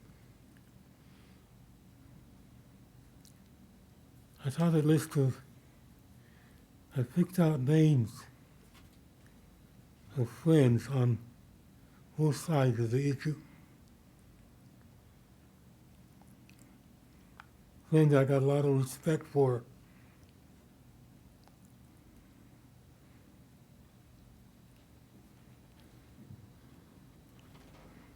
And I don't want to see them lose their job. I want us to find a process that will work, so that when these problems arise, we can work them out, because they're not big emotional issues in the tribe. That's my commitment to the council and to the tribe.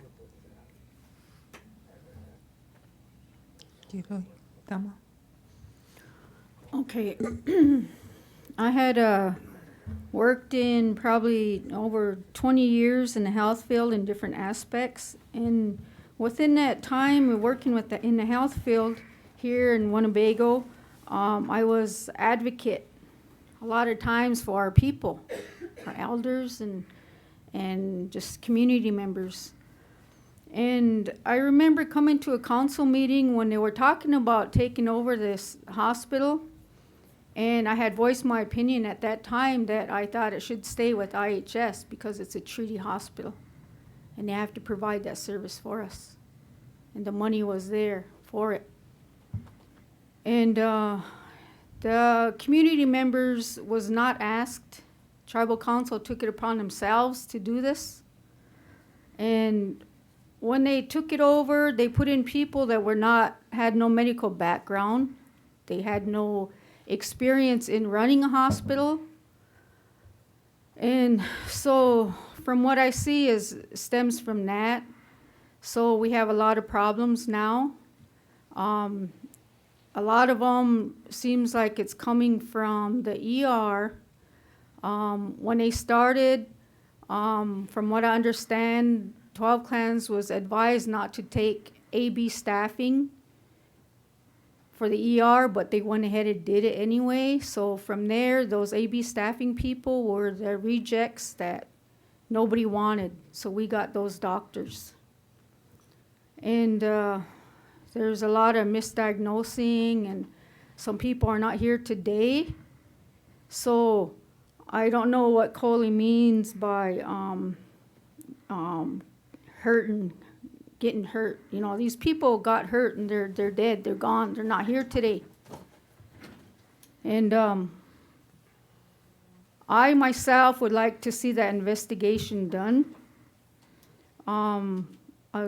Wanted to kind of talk on some of the things you guys mentioned about that metformin also. I know that it's not good for our people, and it also causes heart problems too. You know, and I felt really sad to hear a lot of these stories that our people are going through the 12 clans. I got this folder here. This is full of statements of people, of things and incidences that where they ran into it at our hospital here. And there's some new ones since this last time. I had I gave some to the board of directors and the council. I put them in your guys' boxes.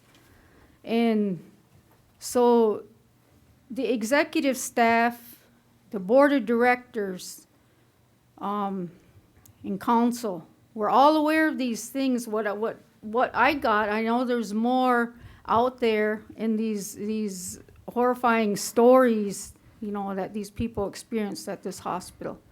So we're all aware of this, and so if we don't do anything about it, we can be in trouble, because you know it, I told you about it, I gave you these papers, so we have to act on it.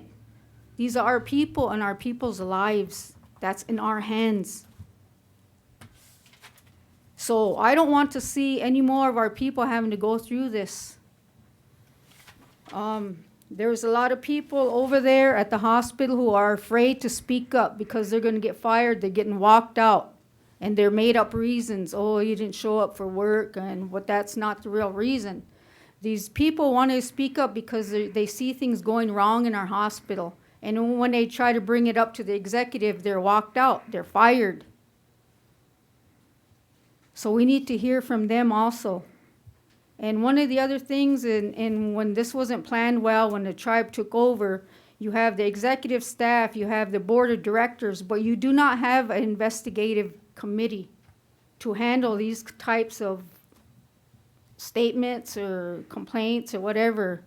So that is why I would like to have this investigator come in and do that for us, being that this investigator knows what to look for and how to do these types of things, the experience in that. So a lot of these staff that's working at the hospital now, they're stressed out. They don't want to go to work because they're stressed and they're afraid for their jobs. Now, none of this should be happening like that for our people.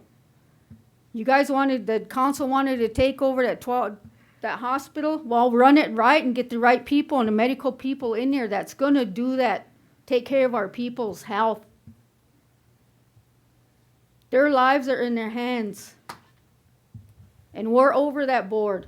So if this executive staff and the board of directors are not cutting it, get rid of them and get people in there who can run this hospital. You don't know, it could be one of us that's in there, one of our children. And then what? How long is this going to go on? How many more deaths? How many more misdiagnoses is it going to take before we do something about it? So I want the investigation done. Thank you, Thelma. Tori? Good evening, LaDonna. Thank you for coming down, and thank you for speaking up for those that don't have a voice. And I just wanted to start by, and I took everything in, and I'm really sorry that 2 tribal members came down here and had to share their story in this way. And I really, I knew about one that Dusty had shared briefly, and I said, please have them follow up with the patient advocate, because right now, whether people are satisfied with the answer or the outcome, that is the mechanism to investigate the patient care, if somebody sat too long, if somebody was spoken to rudely, anything that happened when you walked into those doors is investigated through the patient advocate. And it's a multidisciplinary team that is going to look at that. And so I just want to, I guess, encourage both those gentlemen that came down tonight, whether they're watching on the live stream or their family is, or maybe you could take it back to them. But that is the official process to get an answer. And as John kind of shared, that's how we fix it. If someone is having all these horrible experiences and then they rip the things off of them and walk out without being assessed, I mean, how do we know that what's wrong with that gentleman or that patient? And we all walk in those doors with unique health circumstances, and so I just really hope that they will do that, because it's not about telling on anybody or making anybody lose their job. It's about the patient care. And so please, please encourage them to do that. The other thing that came to mind was that the Winnebago tribe, in fact, took over a broken hospital, and it had been decertified by CMS because their sister agency, the Indian Health Service, had provided such poor care over some time that during one of the last CMS certification surveys, or one of the reviews, they finally said no more, and that's how we became decertified. And so just to kind of, I guess, remind us that the Winnebago tribe never wanted to take over that hospital. It was after 2 years that the Indian Health Service had been spinning their wheels trying to become recertified. And in fact, it didn't get better, it got worse. And one of the things that I learned that I think has led to the decline of that place, because it didn't happen overnight, was that we had 11 acting CEOs over a 7-year time period. And so every time they got a new CEO that was acting, one, they weren't permanent, and we found that the employees were actually, there was an underlying tide that was running that hospital. In fact, they were running that hospital to the ground, because this revolving door of CEOs obviously didn't have a handle on that place either. And they were federal employees, and so I just want to say that, not to make excuses for that place, for anything, because it was under those circumstances that the tribe decided to insert themselves, and that, and the tribe didn't take that lightly either. It was along those 2 years that we were waiting for IHS to fix the hospital and regain certification. The Winnebago tribe was learning about self-governance. And eventually we just said, man, we got to take it over, because you're right, more people are being harmed. And we can't afford one more person to be harmed. And so that CMS report that Louis mentioned, that was an internal government document that was kind of leaked, and never before had anybody seen these documents. And I had a loved one that was also cited in that document. And so during one of CMS's kind of coming in to do a review, they take a sampling of charts, and they only take 30% of those charts. And my Auntie Shelley's here, she could speak more directly to much of this. And so during that process is when they come in and they look at a variety of things, and they take patient files. Well, of that sampling of files, they found that 5 people died unnecessarily. And so that was kind of like the final straw that led to us being decertified. And there's all these corrective actions that have to take place. And so fast forward, the tribe takes over a broken hospital. And I guess I take kind of offense that our CEO would, be referred to in a derogatory way when, Donnell never signed up to be the CEO. In fact, we advertised, we hired like 2 or 3 of them, and nobody was up for the task. They didn't want to do the work. They came, they stayed for a little while, and then they excused themselves. And then there's the tribe picking up the pieces, often invoking Plan B, C, and D, because this is a very special project. This is the most broken hospital in the whole United States at one time, according to IHS, according to CMS. And so there's work involved, and we've gone through many people that did not want to do the work. And so I guess that's why I'm just gonna continuously support who wants to do the heavy lift. And IHS couldn't do it, so the Winnebago tribe is trying. And so I kind of just want to mention that. And I also want to mention the ED. It was never our intention or our hope and plan that this would be a contracted ED. That was another IHS solution that we inherited. But the reason why it's like that is because of the retention, recruitment, and on all those things that come in with staffing that ED. And contracted employees are always more expensive and not a solution. So I acknowledge that, and I agree that that continuity of care is not there with people kind of rotating in and out. I mean, the continuity of care is not there when it was an IHS facility. I mean, that's just across Indian country. It's horrible. It's wretched. I mean, it just makes me really sad that everything that I've heard today, everything that I've heard over a amount of time is not unique to Winnebago, Nebraska. It's wretched across Indian country. And I guess my vision was that when it became a self-governance hospital, that we would just do a little bit better, because across the country, the health systems that are doing better are tribally controlled entities. And so right now, I do take, I guess, great care in what happens with this information. Like, there has to be a solution, because it can't get any worse. And it just seems to be easier to beat up on our own than it was to the Indian Health Service. You know, it was that bad forever, and no one said a peep. The council didn't say a peep. You know, it was just like, but it's just now like the claws are out because it's our very own. And I'm wondering what's the nature of the investigation, because I want to learn more about, you know, what people are wanting to investigate. Well, maybe it's, maybe investigation is a little bit too strong.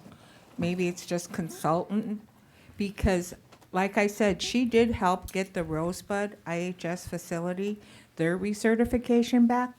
So that's who we need. And so if you have a contact, if you have somebody that, you know, we should talk to, you know, like, why, you know, that would be helpful. You know, I just don't think that has to happen like this. Well, that's And- what we're not. And so the other thing is, what we're working towards is CMS certification, and we don't call it regain certification because we didn't lose it. This is Winnebago's first attempt at getting certified. The Indian Health Service lost it under their management, under their care. And so when we're contracted with Joint Commission, and so they're these people that come in and are kind of preparing us and going through all the policies, and it's just this very long process before we would even call in a mock survey. And so when CMS comes in, they're gonna come in and do all those things they did again, and then also take that sampling of files, and they're gonna look at perhaps some of the ones that we heard from today. And then they're gonna look at the corrective action, and they're gonna look at all these things that I don't claim to understand. But I just still ask for people to go through the patient advocate, so there's a real solution and a real follow-up and corrective action. And maybe it results with somebody being terminated, and that's okay, because maybe they need to go. And I guess continue to ask for support to see this through. Like, let us finish and let everyone feel heard and healed, so that nobody feels harmed and nobody's scared to go over there. And so I don't want to be mistaken that I'm protecting anyone or anything, because I go to that ER quite often, maybe once, twice, 2-3 times a month with my dad, and nothing's been perfect. I've gotten upset too because of the wait, you know, the basic life support versus advanced life support. Our Winnebago EMS is basic life support, so they're limited in what they can transport, and it's often that the ambulance advanced life support were 3 hours out, so they called that chopper, which is very expensive. And so like they're juggling, you know, what can happen, and thank God that ambulance was able to come for Kenny that day within 6 minutes. But I just many of the things that I heard today, I don't have an answer for them, but I know that they deserve a result and a solution through the patient advocate, because that's the process. And they're always welcome to come here, but we're not gonna do that clinical review that happens during that patient advocate process. So, there's so much more to say, but, I thank you again, and I hope that you can share your contact with me, and we can hopefully find a path forward that people are gonna feel that they're, that no one's listening, or that there is not a solution that's gonna be good for all of us. So, thanks. Okay. Thank you. Dusty has a comment. Hold on. We've had this hospital for a year and a half, this patient advocate complaint system that we have. I don't know how many complaints go in there until something is done. I haven't heard or seen anything that's come out of that. And so with that, I think we need to put a lot more money aside for our enrolled members, because if they can't be seen here and they can't be helped here, we need to have that money to back them up when they get shipped north, and just to be ready for that.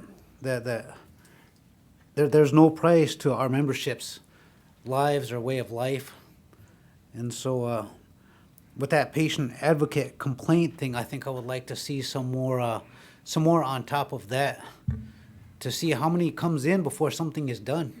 I mean, for the last year and a half, we might have 500 and nothing's been done. We're still losing people, being misdiagnosed, not having transportation abilities, whatever it might be. But we need to at least catch up on that. And I don't think there's a price for our memberships, lives or way of life. Now I would like to see that that's insured, regardless of price, if we can't do it here. And if we can do it here, let's do that.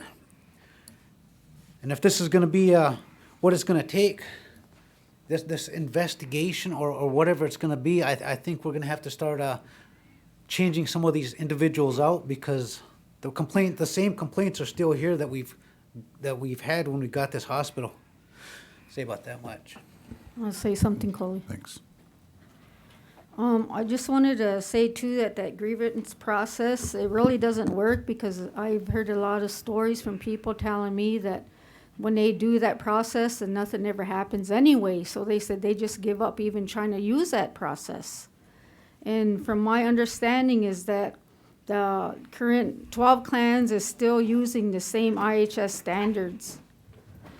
And about the CMS, they're there for assurance. They're there to protect our people, to make sure that these policies and all these things and procedures and how they do things over there is the correct way. And it's there for our protection. And talk about quality of care for our people. Tori was saying that the IHS did all this before for years and years, but now we got 12 clans, but we're doing it to ourselves now. We need doctors and nurses and these staff in there who really care about our people, not there just to get the money, get paycheck and badmouth and say make racial slurs to our people in ER and wherever. That needs to stop. They need to respect our people and take care of our people. Thanks. I just- Tori. I just had one more thing I wanted to mention. The other thing that we could probably get the council copies of, there was an anonymous employee satisfaction survey. I think they mentioned it at one of the last board meetings. And some of the other things that were mentioned today, I think, are personnel related. And but as far as that patient satisfactory survey, that may be available. I keep calling it patient. And there's one of those too. Employee satisfaction survey that were done anonymously, and so I hope people felt safe to fill those out. And I'm trying to think of things that I can remember and respond to what we heard this evening. So thanks. The other thing I want to say, Jay, is that CMS is not the enemy. And in fact, we should be very thankful that in 2012 CMS, 2011, 2012 CMS said no more, because otherwise we would still be kind of operating under that. Right. So, thank you to CMS that they did that on our behalf. And so they are a partner going forward, because they're the ones that can say, this is where you need to be, 12 clans, and then we're gonna march to them orders. Who CC. is the patient advocate? Deidre Papan, and she was the former patient advocate, and then she left, and then she came back. Can we get the policy? Yes, I want to read the policy. okay. I'd like to say something about, okay, now we're 2 years because IHS was doing such a the tribe took over. Now, the tribe is doing such a bad job that the grassroots people are standing up, and we want something done. We want this investigation. And as far as that patient advocate, she's a nice enough lady, but I tried that process. It doesn't work. I was a better advocate for myself and for Wakan. I got him a medicine that wasn't on the formulary, and I said, either you guys order this medicine or you pay for him to go back up to St. Luke's. And that medicine was Trilogy. Okay, I guess Cece wants to say something. Thank you. I want to say thank you to LaDonna and for all of you for listening to our concerns, and for her for bringing it up. Something that I wanted to say was these documents that came out from CMS on the investigations on some of the people that are deceased now, those are public documents. And so, to me, that's an important part of our government people, CMS, answering to places like IHS. So that way we can see a report that was done and see what happened in those reports and what they lacked doing for our patient, for our people, the care that they received or didn't receive, and what happened with some of those reports that were done. There were people that were terminated from this hospital because of those. And the way that, and you talk about the patient advocate, you need to understand how this really works. With something that happened, with somebody dying over there because they didn't get the proper health care, you don't go to a patient advocate. Our healthcare providers over there, when some of these incidences happened, that somebody passed away, they immediately called CMS, and they sent up their group to investigate. That's how this happened. If something like Kenny Grant went through, I'm not going to go to that patient advocate. If we had a component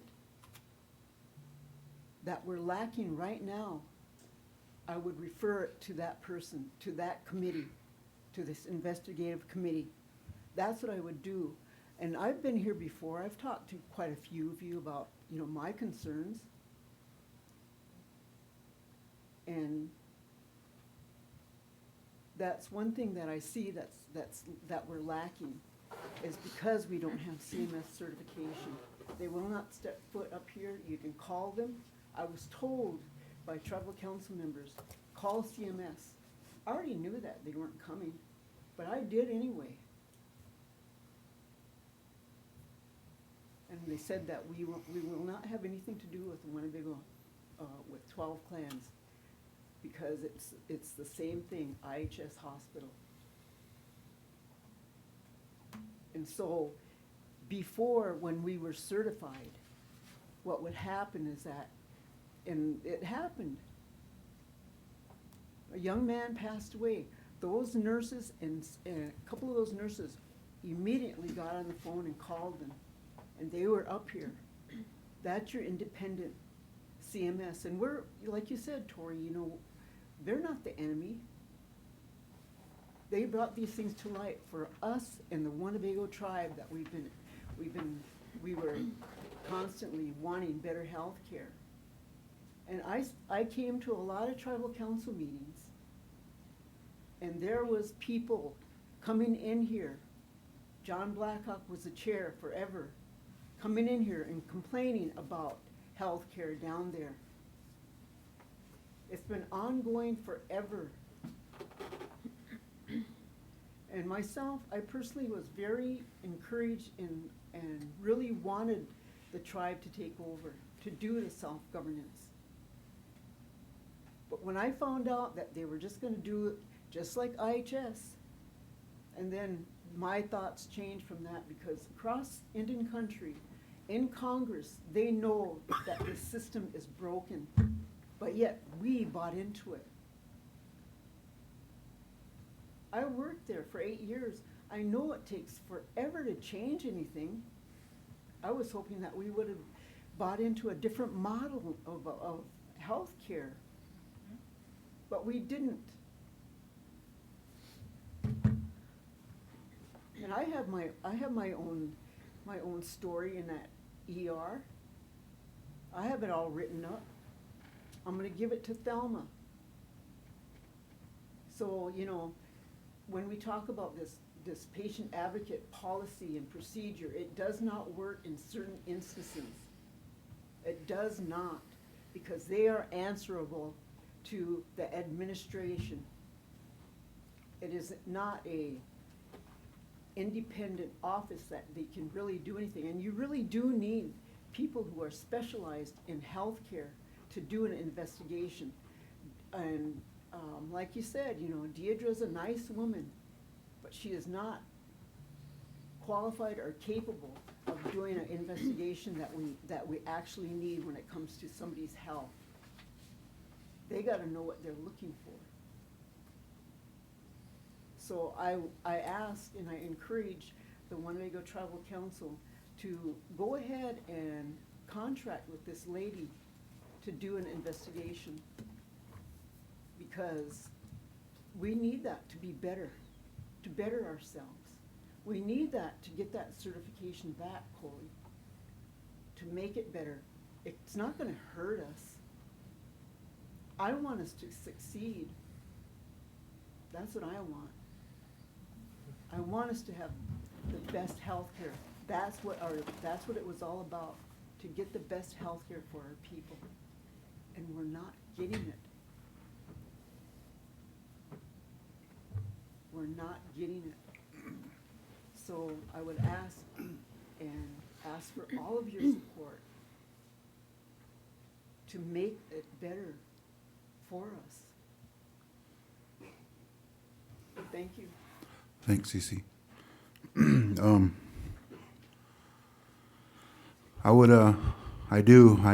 I hope and pray myself, you know, just even as an individual, just a tribal member, that our tribal members in the administration are trying to do the best for us. Those are our people. And I would think they're in there to try their best to help us, their people, and make sure we get quality health care. I do. But and that's just how it is, you know. We're disagreeing, and when I say hurt ourselves, I mean hurt ourselves in ways, you know. Watch what we say, what we do, and how we act, you know, because we all come under one Almighty. That's what I mean by that, you know. And that's I always say that about myself.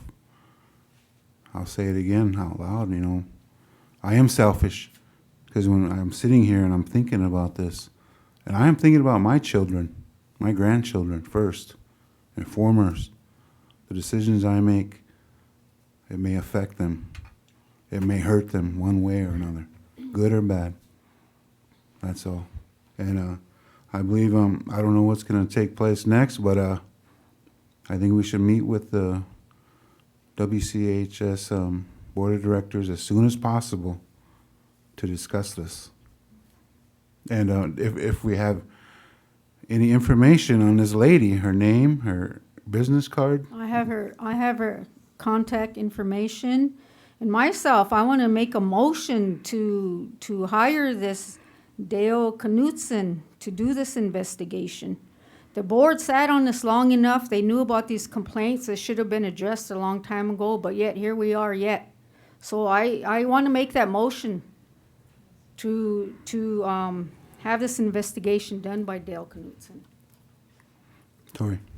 I'd like to, I guess, see the nature of the investigation that's being called for, and if this is stuff that's already being done under the Joint Commission contract that the 12 clans is already engaged in to get ready for CMS certification. So I guess that's why I'm wondering what's going to be investigated, because is that stuff already underway and being looked at? And in response to the complaints that Delma had shared with us the other day at the board meeting, some of those have been investigated and do have solutions, and I think one of the providers in there doesn't even work there anymore. And so I think that one of the things is, after we, the chair of the board, Mr. Rixner, handed those and said, I want a response on these complaints. And so I'd like the whole council to be a part of that response from what was shared with us. And then I, consider what's being offered here, but there's too many unanswered questions, and so when we say investigation, like what's being looked at, our CEO, the policies, the grievances that we heard about, what are we looking at here, and what specialty does this person have to come in midstream? I mean, I guess I want to know if it offers value and if there's merit to this investigation, or if this is like throwing a monkey wrench into what we're working on and working towards. And if there's value and it could help us, wonderful, let's do it.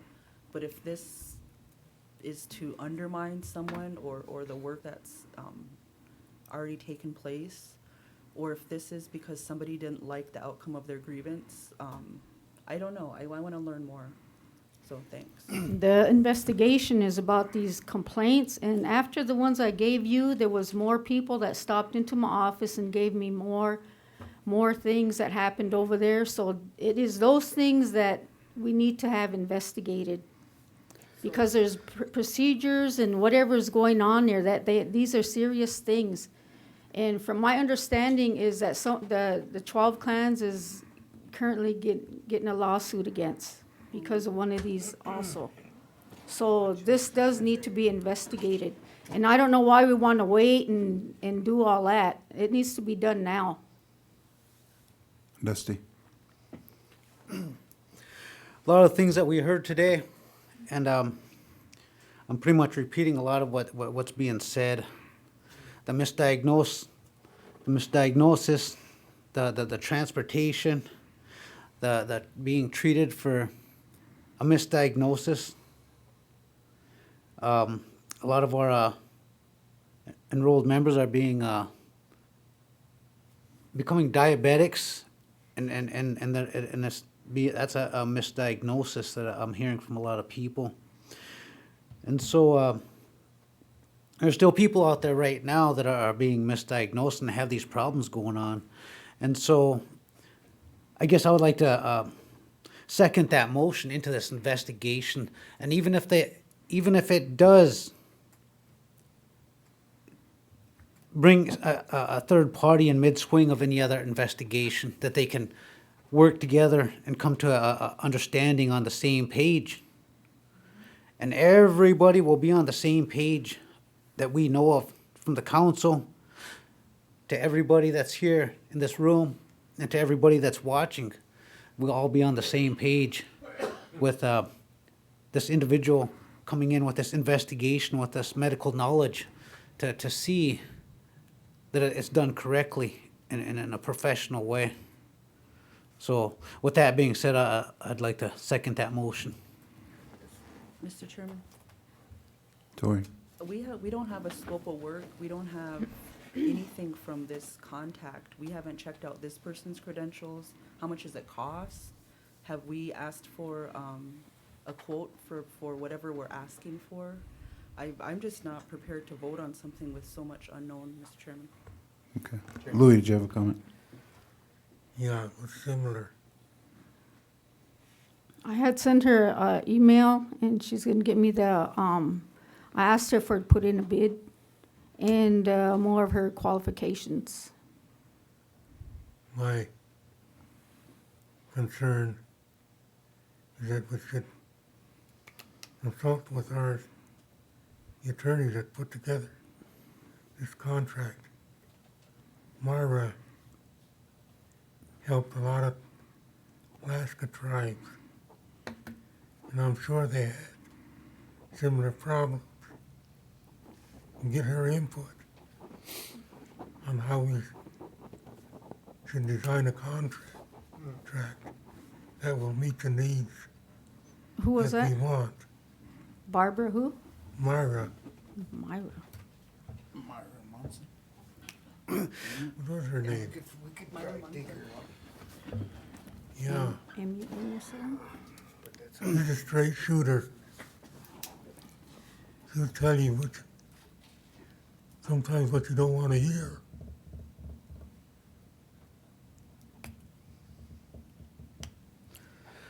We could contact them, explain our situation, and find a way to resolve this, or see how other tribes resolve the same type of problem. When I had heart trouble, I didn't rate the air ambulance as a good ambulance. I inherited that one call. I call Teddy Roosevelt, the Rough Rider, who bounced all the way to Sioux City. So, but the ER is a major problem that we got to address.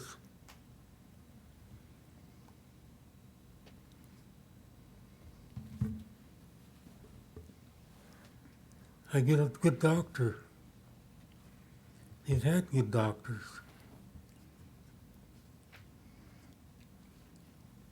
But they chose to leave.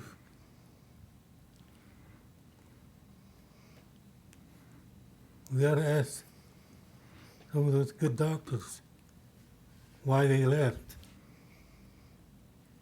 It might give us input to those problems we got to have to correct, like housing or other areas. And this can be a wider problem than we realize. So I'm going to vote against the motion. Although I agree with the basic principle.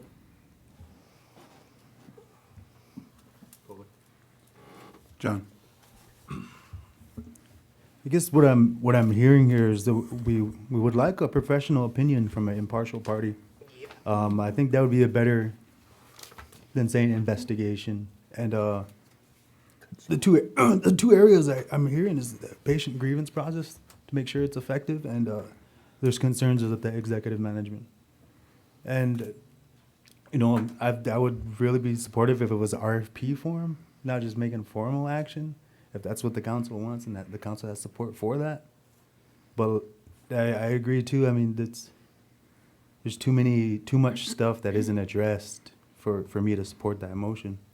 But I am supportive moving forward with what we can do within our powers to ensure that we're doing everything for our people. How are you gonna ensure that when you don't have the professional person to go investigate it or to search it out or something? It's gonna be the same way year after year and more people in and out and misdiagnosing. So this is a serious problem that has to be addressed. You guys keep putting on thing, oh, we do it this way, that way. It's gotta be done. I'd like to say, there's no price, there's no ceiling when it comes to our health and welfare of our membership. And I'd like to let everybody here know that. Everybody that's watching to know that. In my eyes, there's no price on that. And I'll pay I'll make a motion to pay any price to make sure that you get the best health care you can get, where you don't have to come and be scared to come to this hospital. Yes. Whether it's an investigation or however it's said, I like that to be known as my stance. And so, however we go about that, if it's an investigation, let there be no price too big to be paid for our membership.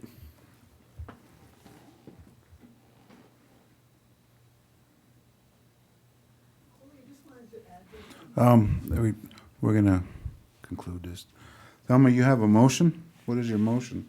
I'll change a word in your motion to hire Dale Knutson as a consult into the 12 clans complaints statements.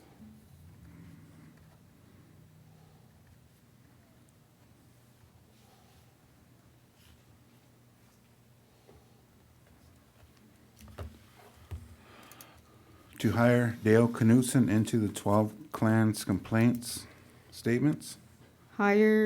Motion to hire Dale Knudsen as consult into the 12 clans complaints statements. Okay.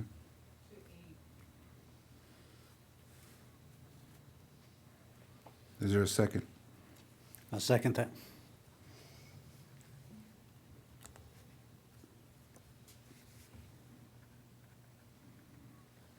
There's a motion by Thelma, second by Eric. Is there any objections to the motion? Object. Call for the vote. All in Discussion. favor? Discussion. I would, Mr. Chair, and those here at the council, I would support this motion and a second with the understanding that this individual that you were speaking of, that you would be looking to do what's called a RFP. But let us not just walk into this blindly, because it's going to come at what is she going to what is the cap on this? What's the duration of this? This consultant, as her consulting with the current team that we have on board. Because I would like to see this person not come in here to try to disrupt or undermine anything, but to try to work with those that are already sitting in there. And if there's something there that needs to be addressed and looked at, then let's look at that. And if it's broke, then let us acknowledge what's broke, so that then we can move on. We can fix that, and then work together to provide this crucial care that we all want. So that's how I feel on this motion. I would like to see it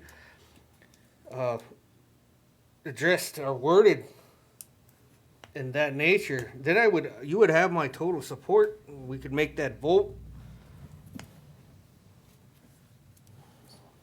Yeah, at least one other quote, so we can know what, dollar amount we'd be looking at and spending. John? And just speaking for myself, I have zero knowledge on this person. I don't know this person. I never. Call for the vote. All in favor? Raise your right hand.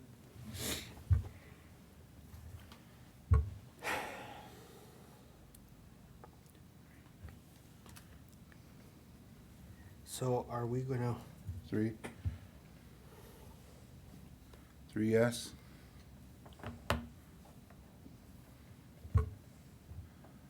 No?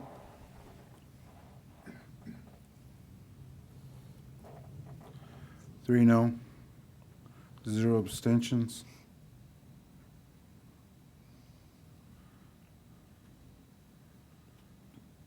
I break the tie in favor.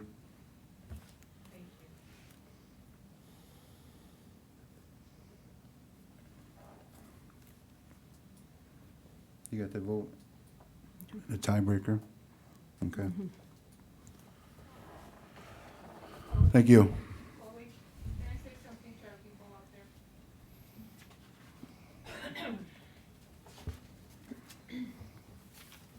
I'd like to thank Coley. This is something that's needed for a long time. And Tori, I want to assure you that we're not doing this to put anybody down. We're doing it for better patient health care for all of our people.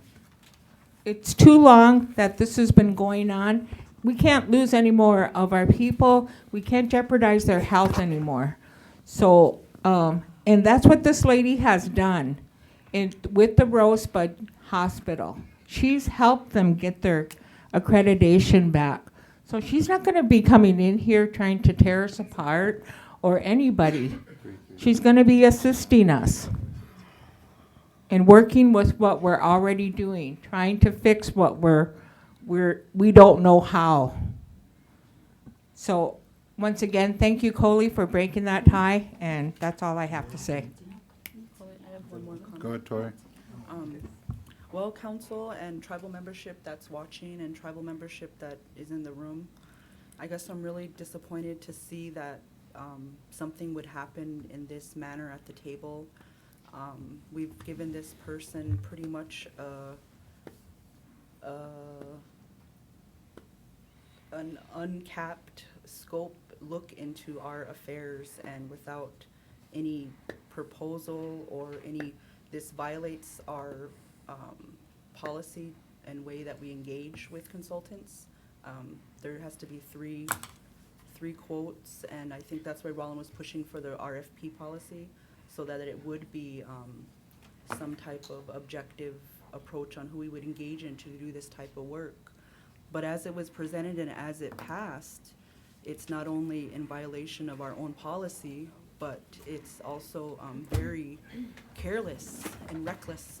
And then I guess the last thing I would say would be that these are actions that the Board of Directors would have undertook, and that the Board of Directors engages, and we're engaged with the Joint Commission. And so that's why I was saying many of these things are already underway, and I just think that this is a waste of time, money, and energy, and that the solutions that we're looking for are already underway. So, but I guess I can just move forward with hope that this person and the grassroots group, who have great intentions here, are not going to further delay or harm patient care. So, thank you. Okay. Yes, thank you guys for bringing this to the table, to our membership.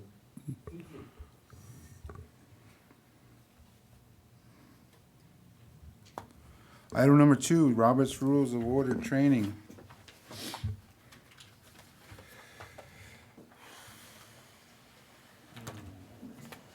What is this?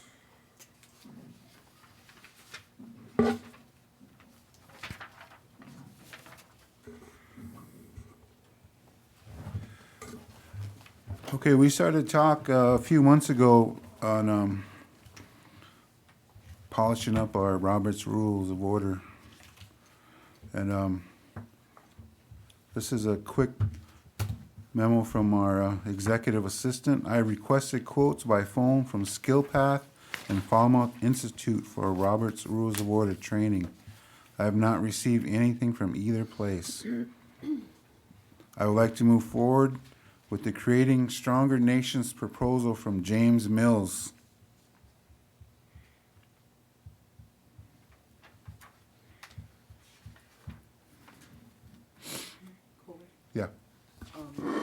those two places that Teresa called, are those the only two places that offer this type of training? There are some others. There was one more. I know Alan mentions Falmouth, and maybe she forgot to mention the other.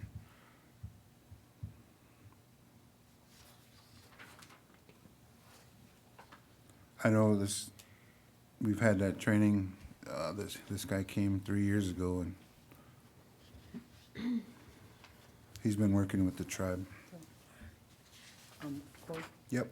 I mean, I'm in support of this person, the same person that did it. It came with such high recommendation before. I just also wanna look at two other quotes. I mean, maybe he is the cheapest, but I just, if nobody called Teresa back, then call another company, I guess. I just don't wanna use that as a reason to move forward with James. Although I would vote for James if three came and he was the cheapest price and has the best fit for the tribe, but that's just not a good enough reason for me to not accept two other quotes.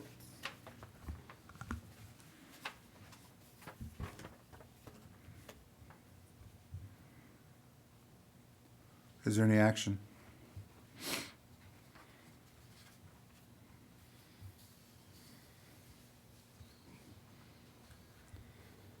No action on this item?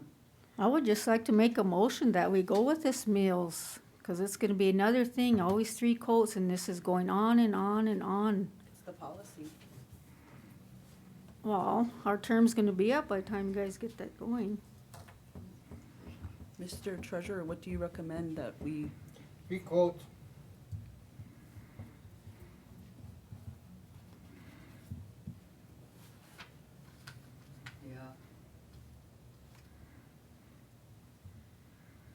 No action. We'll bring it back. We'll get 2 more quotes.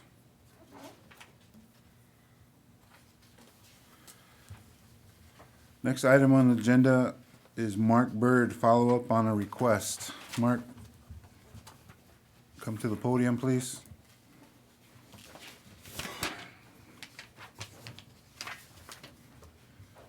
Hello, my name is Mark Bird. I'm a longtime resident. I come before you today to ask them 2 things.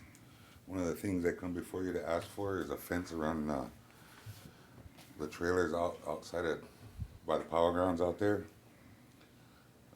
For the last 5 years, a little bit on the background, we have kids coming over throwing rocks at my mother. My mother has been deceased. She had a hard time getting around. The kids, when I wasn't home, would come by, throw rocks at her, do these types of things. Some of the other things going on around there is parties, underage drinking, meth users hiding behind my house, letting the cops into my land so they can come get them. Meth users running through with guns. My daughter took a swing at him because he had a gun, tried to run through our yard.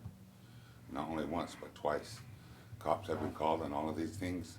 They told us if they get called 10 times that they remove these people because of the policies that they have for them trailers out there, but nothing has been done. I just think it's safer all the way around to have a fence. Before Cleo passed away, she was advocating for a fence on the other side. As far as this fence, this has been passed 5 years ago by the council before, and that fence should have been up already. It hasn't been up, and these things happened since that's been said. Every other trailer you see in the whole United States trailer court, they have a fence around it because they're liable for what happens outside of their land. Those are only some of the things that go on there. I can't report everything, but from what I see and what's been going on there. So in that, I was asking for a fence to go around that trailer court out there. On the second half of that, I was asking for money to pay myself back for the things that have been going on there. When they first put that trailer court in there, I worked construction my whole life. I understood that when they put that driveway in there, the water was going to come down, flow over into my yard and start overflowing my yard. I haven't been able to have a garden down below in 5 years because every year it floods out because the water rushes down the driveway, flows over the top. Now it's making sinkholes in my yard and below. I can't hardly get a tractor or anything down there now. So far I've been repairing all of these things myself, hiring people to do that. Every year that I try to make a garden, I spend over $100 to try to get it prepared, to have somebody come till it, get it ready, plant it for me. One year I did it twice because of the floods. I've told Ron Nor this several times, try to have him advocate for me, but he come to the council once before, and they said they'll look into it, and that wasn't you guys, that was the other council. So, you know, I spent well over $500. That's just a round sum of money that I asked for the things that I paid that got destroyed by them trailers. You know, that's not including all the trash that comes through the yard. That's not including all the stuff that I picked up, cleaned up, all these things that go on because of these trailer courts. I think that I'm not asking for a very much amount of money. I just want to make sure my garden goes next year. I finally got Ron Nor to work with me when they put in the concrete. I don't know if you guys know that or not, but the water's going to shoot directly down there, and it's going to shoot off the back of that hill towards the creek. It's going to flood out me again. But I worked with him. The construction guys dug a culvert from the bottom of the hill to the creek so it won't shoot out and flood out down there any longer. And I asked them to put a big pile of dirt on the side that's flooding out now, that's destroying our land. I've been doing it by hand since then. So most of this stuff I've done by myself. Most of that stuff, either that or I hired somebody to help do these things. My round number would be around $1,238 what I spent on it. I'm only asking for $500 so I can start my garden. That garden helps me and my family to stay healthy, so we don't have to go to that hospital very often. Because we plant at home and use that garden and cook with that food quite a bit. I still hunt. I still use that regular meat like deer and squirrel and the different stuff like that. That helps keep me healthier. So I don't go to that hospital every little while. I'm asking to help so my garden won't get destroyed any longer, so I can help my family stay healthy. So we don't make it down to that, all these problems we're having with that hospital. That's affecting me right there by destroying my land every year with that water flowing over into there, destroying my garden that I worked so hard to put up. Like I said, it happened several times in 1 year. Now, I don't think I'm over here trying to beg around for anything because I never asked the tribal council for anything. I'm just asking to be reimbursed for some of the money that I paid out for what I've done. As far as that fence goes, Ron Norris said that as soon as it comes across his desk that he'll put it up. But he has yet to see anything from this tribal council to go across his desk. But that has already been said by past tribal council that they were going to put that fence up, but this never happened. What kind of fence is it? Any kind of fence, just to keep them kids out from running into our yard. The dogs come and defecate and piss in the yard, and then my kid goes out to play and she falls in it, you know. Them types of things happen all the time. Any kind of fence to keep division between there and there. Then when they throw beer cans and meth and whatever else they're doing, they won't come into my yard with that. So like a 6-foot chain link fence. Anything would be great, just to keep the division. Oh, another thing, a factor was going when they were fixing the yard. People on my side were driving through my yard, running into my light pole. You could look down there, there's just a driveway right to their yards. Ron Norris said that the HCI company will come and help me replant grass and stuff next year. I was okay with that. Where they ran through my yard, but you know, they ran into my light pole and then they knocked it out. The guy only had to come screw it back in, but still, you know, that should have never happened in the first place. I've been putting up with this and trying not to be any kind of way towards anybody. I love my people. I want to be nice to everybody, but you can only take things so far. Have you put up private property or no trespassing signs? Yes. And what happened? Did They got take them taken down by the people that live in the trailers. I've had several signs up. All the signs are gone. The poles are gone. We've had it, we had the line stricken about 6 times. So know exactly where we belong and where we're at. Tori? Hey, Mark. Well, this is the first time I think that I've been made aware of this issue, so I'm sorry that you've kind of had to put up with the nuisance of some of the neighbors. But I think just thinking back to the things that have come up about the trailer park over the past few years have always been, we've been really reactive to whatever was happening. I think at one point it was too muddy, so we laid rock, and then there was just been several things that always the discussion was that never got done. And so maybe the leadership at that time, they were really excited that we had these homes, they put them over there, we got people in them. There was a lot of good things happening. And I think maybe some of these other things were an oversight, and we couldn't, think that you would have these type of disruptions, I guess, on your property. And so I would be in support of, because, the people that live over in those trailers, they have small children too, and maybe they would appreciate a fence, and I think that it could go positive in both ways and protect your property and some of the things that, some of the bad things that you've been experiencing. And then for the request for compensation, I would just be wondering if you had any receipts or documentation or anything that could. HCI, well, Trevor usually helps me. I hire him so I can get him to probably write up something for the last Okay. 5 years. And then, like I said, he did it twice. Yeah. He charges me about $100 to come till, get it ready, then plant every year. So I would, I guess, Because if I do that, it's going to come well over 500 though. That's what I'm saying. we would need documentation to do anything to compensate you and make you whole. Okay. But I think I just that- found out today I'm on the list. Otherwise, I'd have brought paperwork, pictures of what was going on out there, them types of things. But I would be in support of making this right for everyone that lives out there. I think a fence would help the neighbor, and the fence would help the families that live there in containing their animals and their children if they want to play outside. I've driven by and stopped, and there was a baby, in Pampers, and then another little one, and they were trying to drag a bike, and I'm like, where do you live? And so, those kids need a safe place to play too, and so I just want to say that I'm in support. Mr. Chair. Yeah. Go ahead. I want to say thank you to you, Mark. And I don't think that what you're asking for is unreasonable. I'm sorry that you had to kind of endure that inconvenience. Our tribal past council were trying to meet a need in the community to help our tribal members, so they came up with that idea.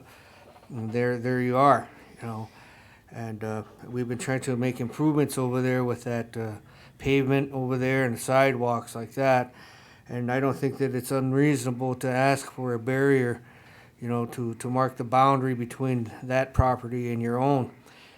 You lived there all your life, and and to have to endure some of that is real unnecessary. So I apologize for that. I would support that idea of making sure that we got some kind of a fencing put in there, some barrier, and I would support that idea. I wanted to make mention of that, Mr. Chair. Okay. You did mention that it was approved 5 years ago. We'll research that, and if it's in the minutes, then we'll just get it done. I think a fence on a Winnebago Tribe property as part of that development would be in order. And I'd make that motion today, Chairman.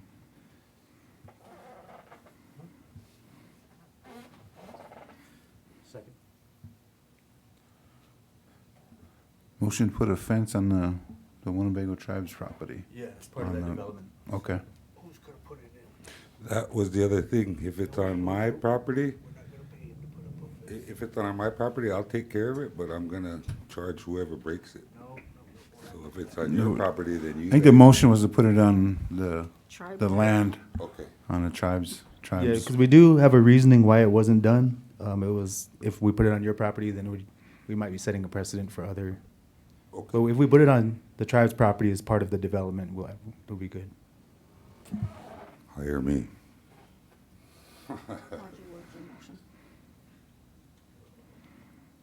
I seen you falling.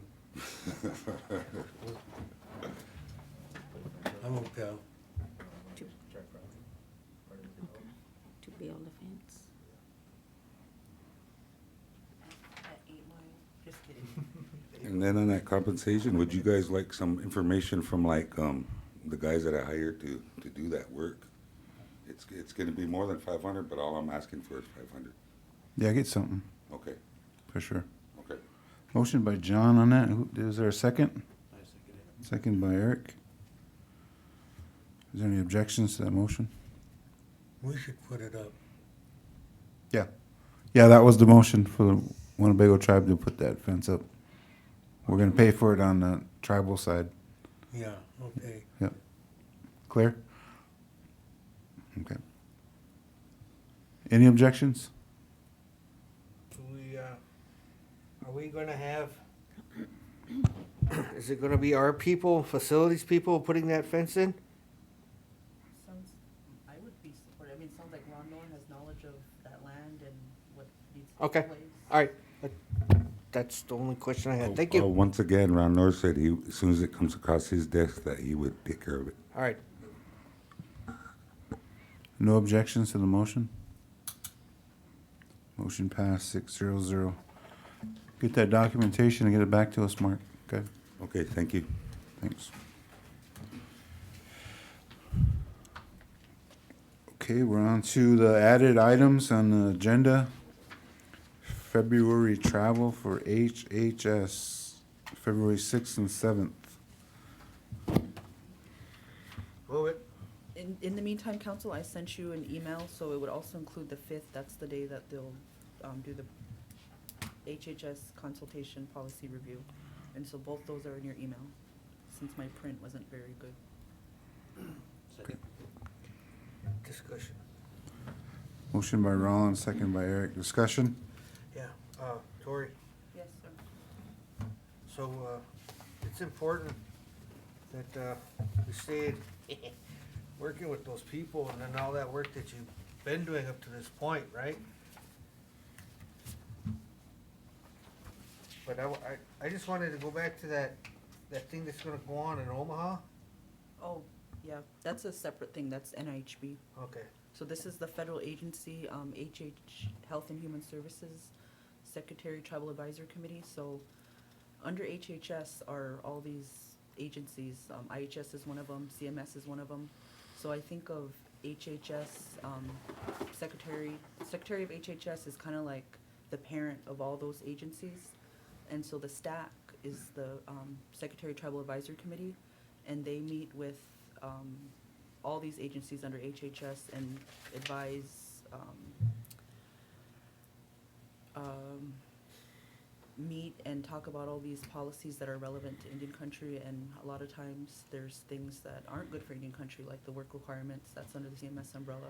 And so all these things kind of happen under some of these individual agencies, and I think when we go to STAC, it's like we're telling their dad on them, like, did you know that this is happening at IHS? This is what is happening at CDC, but that, I'm saying it in a negative way, but there's also a lot of positive things, like, hey, this is what we're rolling out in Indian country, and, but, so HHS STAC is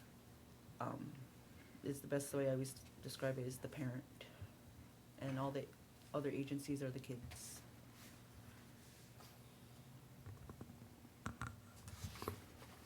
So, Roland, some of those things that I forward are kind of out of that outreach, or some things that I think, hey, this might work with what we're doing, and, but,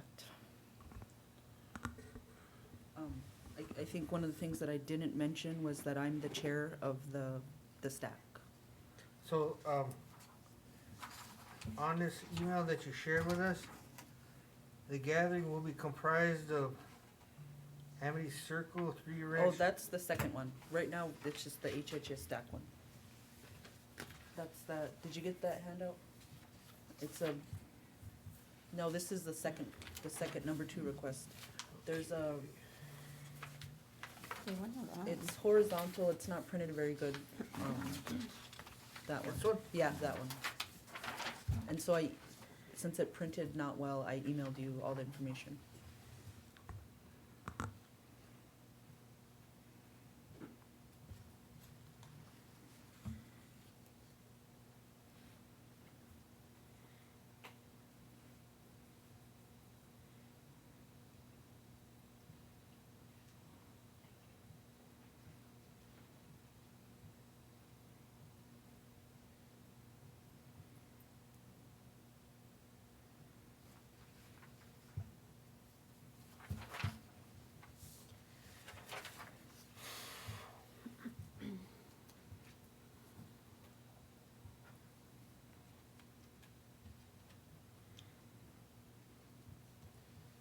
So when you get over there, then you're gonna be discussing all the things that,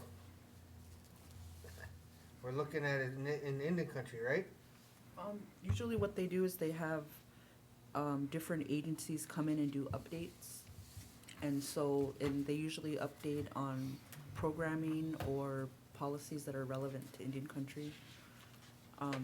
The draft agenda hasn't come out yet, but typically the tribal leadership have input on what they wanna know about. For instance, a gentleman said, well, I'd really like to know more about Alzheimer's and Indian country and what type of support is there for, Alzheimer's in Indian country. So that next meeting, they made sure they had the people there to talk about that topic. So I can share the agenda when it's developed, or if you have any input on what you would like to, Yes, I do. to see, then I can certainly have that included. If, I would like for you to, Yes. bring, treatment for meth addiction.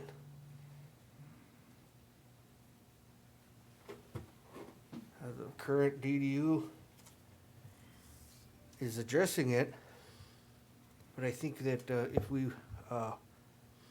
kinda really sunk our teeth into it, we could really develop a, really awesome program over there that would help all of the region. And if we can get something rocking over there, it would really be beneficial to all the natives in this region. So,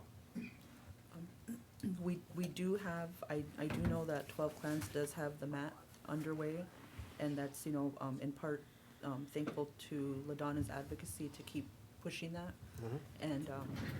And so I know that they were working with the DDU to identify some, initial patients that would go through the program, but I think it's, much opportunity to grow and expand, but we've got our foot in the door with that. one other thing, Councilman Ormel brought to my attention, which is really good, an enhancement. As indigenous people of the North American continent, we're really spiritual, and we're connected to the creation as well as the creator. And having that relationship and building upon that in the scheme of things, when it comes to the recovery process, especially for people of this continent, I think it helps them a lot, moves them along in a real good way. And if we could use those spiritual healing practices more as bona fide interventions in our treatments, I think it would be a plus. So if we could address that as well, I would like to hear that and then see what the outcomes are. And those discussions. I mean, because I know that other parts of Indian country they're doing it. I would like to see us do that. And I can dig up things that I have related to some of that, and figure out what I have now and then bring it forward as a new topic as well. Thank you. That's all I got, Mr. Chair. Good. Any objections to the motion? Motion by Roland, seconded by Eric, to approve travel for the HHS. February 5th, 6th, and 7th for Tory. No objections? No objections. Motion passed 6-0-0. Okay, now we're on to the Walking with Partnership. That's my second one, Roland, and thank you for introducing that, because this is an excellent segue. And I also wanted to invite you to this trip, and I didn't get a chance to talk to you earlier, but, so sorry to put you on the spot, but, so this is a partner gathering, and this is coming out of the last Tiwahe, conference that I was invited to speak at. And so now there's further partnerships that have come out of that Tiwahe project, Roland. And I had shared a folder with you and a CD on Amity Foundation. And so now what Amity Foundation is doing is they're calling together a follow-up meeting, and they've invited Red Lake Nation, I think because the tribe around that is the Pasco Yaqui. And they invited me back to share information from the national perspective and what we've been working on with NIHB and how the value of partnerships and how this all fits together. And so we kind of know that many of our issues that we have in our reservation isn't just funded by one thing. It's like, oh, you know, that's a piece of that and a piece of that, and many times there's not one solution to what we're trying to accomplish, but we kind of put together a puzzle of what we need, and we have that grant over here and that opportunity over here, and so that's what many tribes are trying to accomplish as well. And the Amity Foundation is actually that type of treatment center that you're speaking of, Roland. That's kind of why I want you to come. But the downside is that they're only going to pay for my flight and hotel. So it would be at the tribe's expense. But I really, when I shared that envelope of information with you, is because I thought that that would, you know, fit right into what you want for us here. And I've never been to this place, but they call it the ranch, and they have they take whole families, and they send the children to school, and they treat the whole family. And so the gentleman that's the CEO of this actually grew up on this ranch, and people rehabilitate, and many of the people that work here are like the children of people that rehabilitated there, and now they're adults, and so it's really kind of like a beautiful thing that I think you could get a lot out of, and that's why it would just be really good if you couldn't go at this time, but maybe we could coordinate something in the future, but this would just be a good time because it's actual a gathering of partners and trying to foster those partnerships and share information. And so they're kind of the way I look at it is they're kind of trying to piggyback on Tuahe because it was such a success, and like what can we pull from there and keep going, because Tuahe was that initiative through DOJ that we're hoping to become a Tuahe, but these guys are just doing more, you know, like what can we do beyond Tuahe? Mm-hmm. So that's what this is, and I was extended an invitation because they appreciated and liked what we shared at the Tuahe conference. And so this is almost like a little mini Tuahe, but it's not a federally funded opportunity. Mm-hmm. This Amity Foundation is paying for these guests to come, but it's some of the same people because they liked what they heard at Tuahe conference. So now they're like, how can we enhance this at Amityville, and how could we share this out to Indian country? And so they're not a Native American company, but they're in Arizona, so most of their clientele are Native American. And they've really developed their programming around that traditional healing aspect that you talked about, because obviously it works, and Mhm. they acknowledge that. But it's not only Native Americans that go there. In our area, I know that the tribe that is sending their people there right now is MHA. And so that was the next thing that I thought about was, while we're getting together everything that we're doing here with the three-quarter house and all the pieces that you've identified, is there anybody that can benefit right now? You know, who can't wait for that? Could we, and that's kind of the other thing I'm thinking of. And then, are they eligible for Arizona Medicaid? You know, like, how do we pay for it? And so these are the kind of things that I'm thinking, what can we get out of these guys? Besides us going there and sharing the wonderful information that we have, you know, what can we create to be the two-way street? All right. So that's what this is about.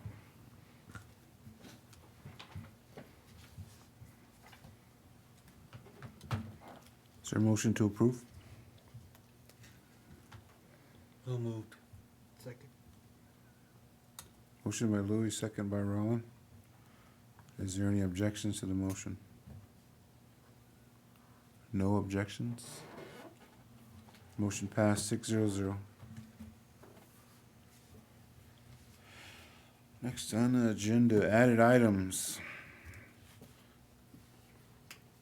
BIA? I want to show this Those are into Richard. Richard and, okay.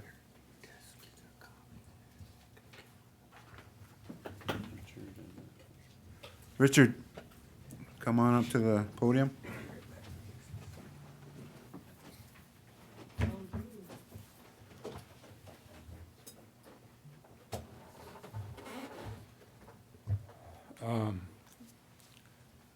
Just want to say good evening to you guys, and thank you for this opportunity here.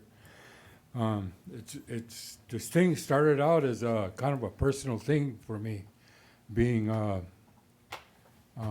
non-drug user. My wife don't use drugs, and my little one, my 14-year-old, don't use them. We got caught in a situation where the housing board got this new program or got this new thing going in order to get money from HUD, saying that they were doing something about the meth problem. Well, the meth problem, it sounds to me like you guys are moving in the right direction to do that, dealing with the actual meth problems, not dealing with the seniors or elders that don't have anything to do with it, and punishing them guys. That's what I feel they're doing to me. I don't use it or do it, and for me to get punished, kicked out of my house, my family, no place to go, nothing here in town to get any place. So there's just it's just kind of I just don't understand why I'm being punished for something I don't do, or my wife is punished for something she don't do, you know, and then both of us getting punished for something that our granddaughter don't do, you know, and it just seemed like to me like it's wrong. So I have a few friends here and there in different parts of the country, and I called them and talked to them and asked them about stuff, and this issue came up about displacing, making homeless elders, especially with health problems. Do they do that? They just said, hell no, we don't do that. We don't do that stuff. You know, so I'm saying, well, why is my tribe doing that then, you know? And, you know, just for money, you know, to punish your elders for money. Like myself, I have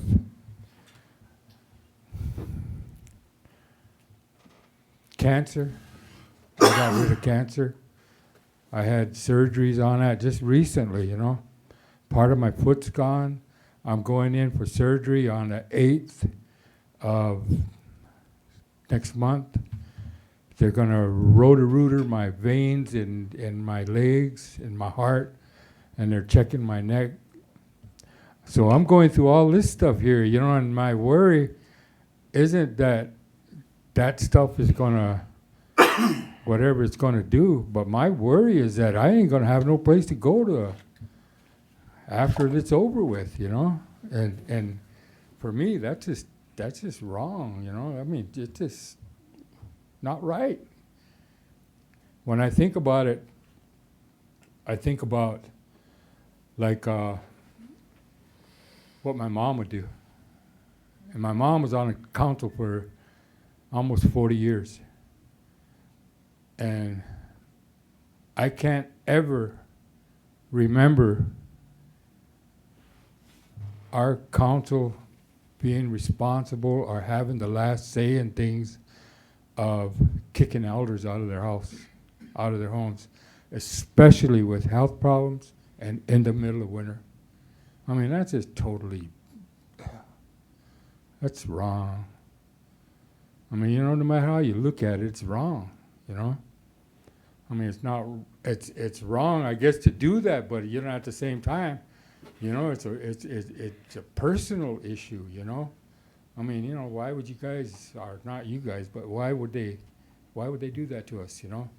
So that's what I'm up here, you know, talking and asking, is that this stuff right now, I listened to a lot of times when my mom talked about things, buck stops here.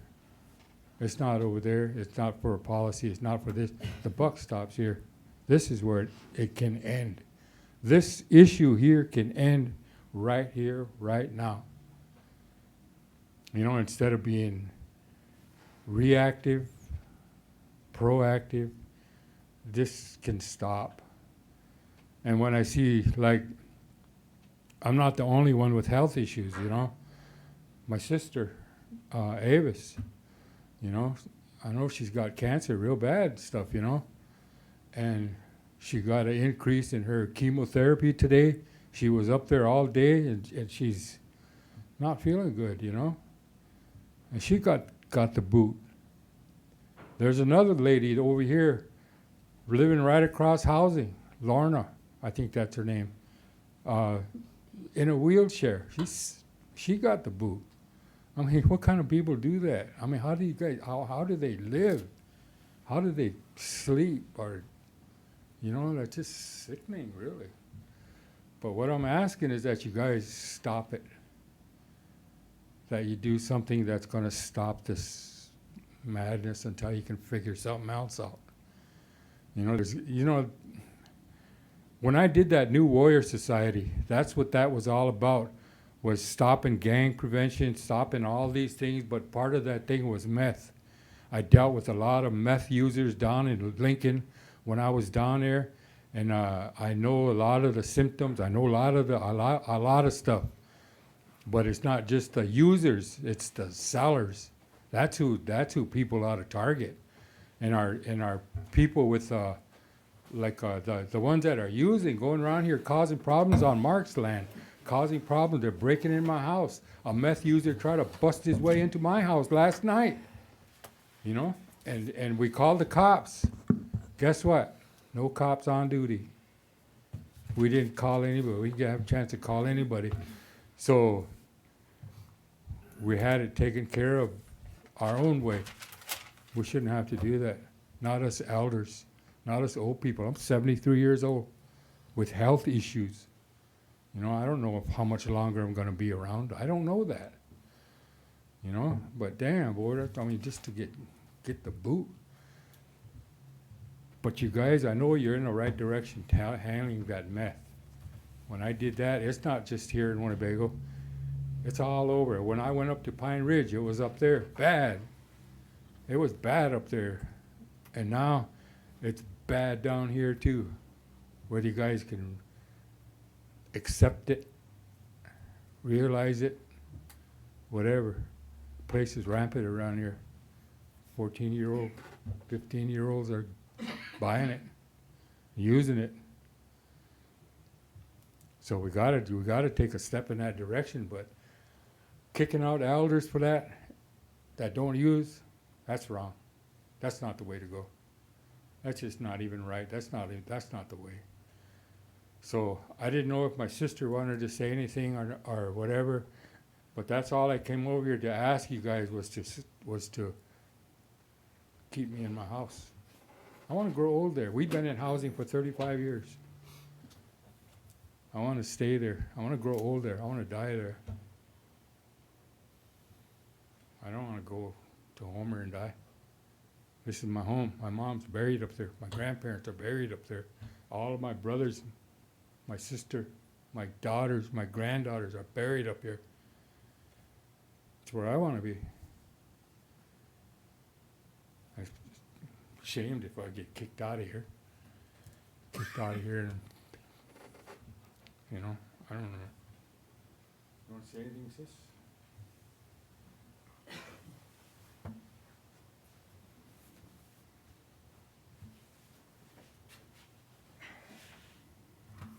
I mostly came down here because my brother Richard asked me to come down and support him. I wasn't really expecting to say anything, but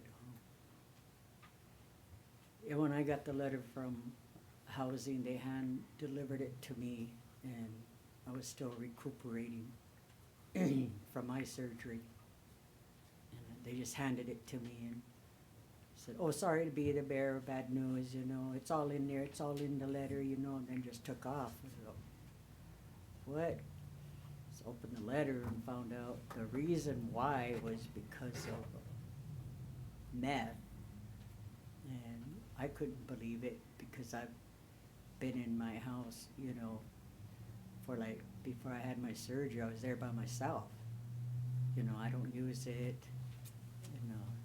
I didn't have anybody in the house with me, you know. I was getting ready for inspection, so I knew a guy that, just like Mark, you know, you hire somebody to come in, and I did that, and found out later that maybe he was the one that was smoking downstairs, and I didn't know it, but, you know, I get blamed for it, you know, because I allowed him to come into my house and do some repairs, And while he was on his break, and maybe he smoked it then, you know, but I don't know. But Norma came, and she wrote up a agreement, and she wanted me to sign it. And then a week later, she came to my work and she asked if I signed that agreement, and I said, no, I'm not gonna sign it. And she was like exasperated with me or whatever. And I said, because I don't agree with it, you know. And because in that agreement, she wanted me to pay for all the meth testing, you know. Put a bunch of numbers in there. This room had so much number that, you know. I remember bringing that to Coley, you know, because he sits on that housing board. You know, when I was talking to Norma, and that letter says the board instructed her to write this letter. So I came straight out and I asked Coley, I said, did the board instruct her to give me till January 21st to move out? And he said no. And then when I mentioned that to Norma, she was surprised, you know, that I even brought it to Coley. I said, so that's why I'm not signing it. So then she wanted to meet with me the following week and go over everything, the numbers, what they meant or whatever, but I already knew because Coley explained them to me. But I didn't tell her that. But she came up with another agreement, and it says, you know, from the Winnebago Housing Commission, but even now, and I brought it with me too, but even now I think that's invalid, because if the board didn't vote on it, you know, because she still added something in pen, you know, so I'm not even sure if that's, you know, valid, but it was different from the one I showed Coley. So now I got till the end of March to move out. And I told Norma, I said, if you wanted me out, I said, all you had to do is tell me, you know, just tell me to, you know, get out. I said, because eventually you are anyway, because I'm the only one there now, you know. There's no need for me to have a 4-bedroom, you know. And I've been there for 20 years now, you know. Passed every inspection year after year and all that, but yeah, I just came down to support Richard because I agree with him on why I picked the dead of winter to start telling, you know, the seniors they need to get out, and, you know, you got so many days, and this and that, and I don't know, there just has to be something done about the way she operates things, the way she can reword, you know, certain things, you know, to her advantage. Because when I told her that I already brought it to Coley and I asked, did the board instruct, did you guys tell her to give me till January 20th? And he said no, and she didn't know what to say to that, so then she comes up with another agreement. So I don't know when the next board meeting is, or if they even voted on it. But me, I'm tired of housing. You know, because they're just getting, like, just carried away now. But she's been in that position for years and years and years to, like I said, she knows how to reword things to her advantage and make it seem like it's all right, you know. What she's doing is right when it's not right. You know, she's comfortable in her house, you know. Her kids are comfortable in theirs, and her sisters are comfortable in theirs, and, you know, so on and so on.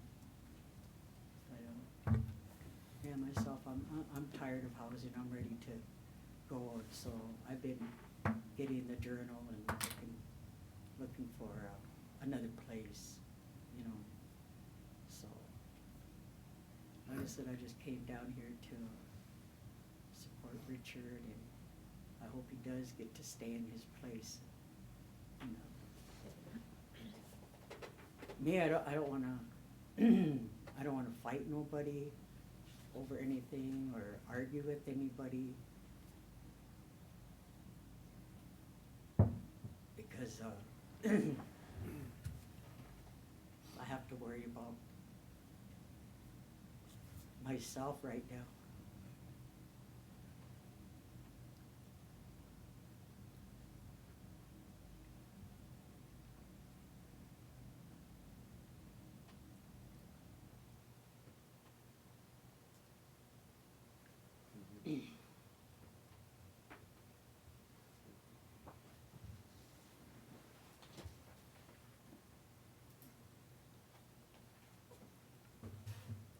It's just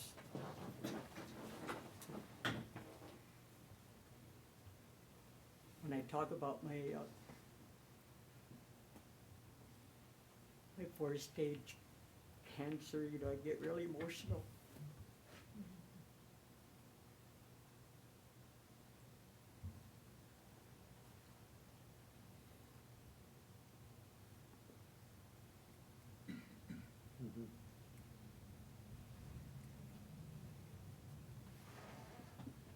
And it's because I've been hiding all my feelings inside to be strong for my kids.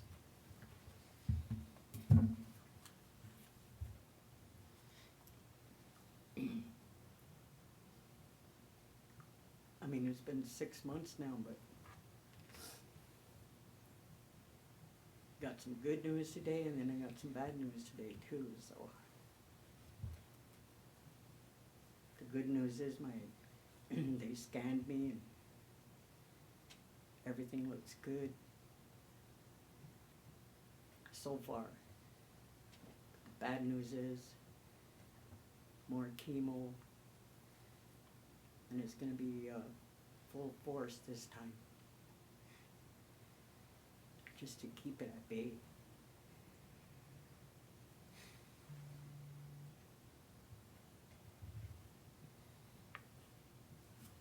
And my kids are always saying, "You're the strongest woman I know, Mom."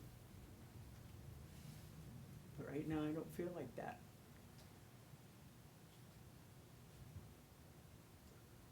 So I want you guys to excuse me.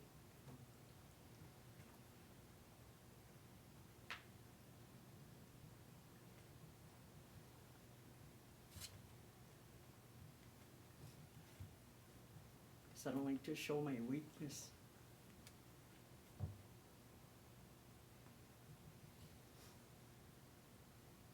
But that's another thing too, you know, there's a lot of us getting cancer around here, and I don't know why. Maybe it is something that I got from the hospital pills or whatever, but there's a lot of us getting it. Some of us make it. I hope I'm one of them, you know?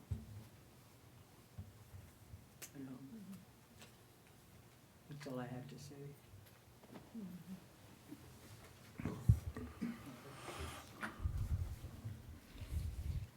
Thank you, Avis. You know, I Your gotta comments? mention too that, our house was, where they moved us, our house was vacated for about 5 years or 4 years. Gloria, I can't remember her last name, Eagle Elk maybe, lived there prior to us. When she moved out, they, I don't think they boarded it up for almost a year, but the kids were going in there, all the kids, and that was a party house. We called the cops on them all the time, really, me and my wife. We call the cops on them, cops come up there and there ain't nobody, no kids in sight, nobody around. Windows be open and all that stuff, but no kids. So I know that was a party house, you know, and what parties a party with them kids around here nowadays. And I think what we're asking is that there be moratorium or something like that on moving anybody else out, and deal with the problem of meth, the users. Go for them guys. Go for the guys selling it to them. Go for how it's imported here. That's what that New Warrior Society, that's what they were all about. We stopped a lot of it there for a minute. And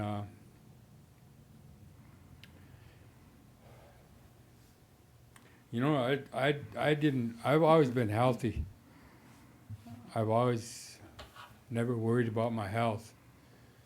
I got up there at a certain age and then everything started falling apart. And then when I got cancer, oh man, to me that was a death sentence. And when they went in and they operated and took it, got it, they said they got it all. I go up for one more follow-up to it, I guess, to see if they actually did or if it's dormant yet. But, what I'm asking for isn't precedent. The precedent's already been set. People were allowed to stay in their houses, their homes. I could give you names, don't really want to, but I could give you names of people that they allowed to stay in a house. Some they allowed to clean it up. And there's other ones that were allowed to go live someplace else, and they come back and they gutted their house and fixed it up for them. So it's not like I'm asking for something that's way out of the ordinary. I'm asking for basically the same thing that they got, the right to live in their home. That's it. So like I'm saying, the precedent's already been set. So, it's not really groundbreaking here. There's probably 10, 12 elders or something that got to stay in their homes because of whatever reason. So, thank you guys. That's all I'm going to really get into. Appreciate you guys. Richard, have you ever thought of coming and talking to the board? Actually, I did. They told me I was too late. When I went to, I talked with Coley, I talked with other members, and they told me, don't worry about it. We ain't going to do that shit, we ain't going to do that stuff. So I didn't worry about it. And then come to find out, I needed to turn in a waiver, all this kind of stuff. So when I went down there, and I did the waiver that same afternoon when I was told to do it. I did that waiver, took it down there, and the one I gave it to, she asked me, where's Barbara?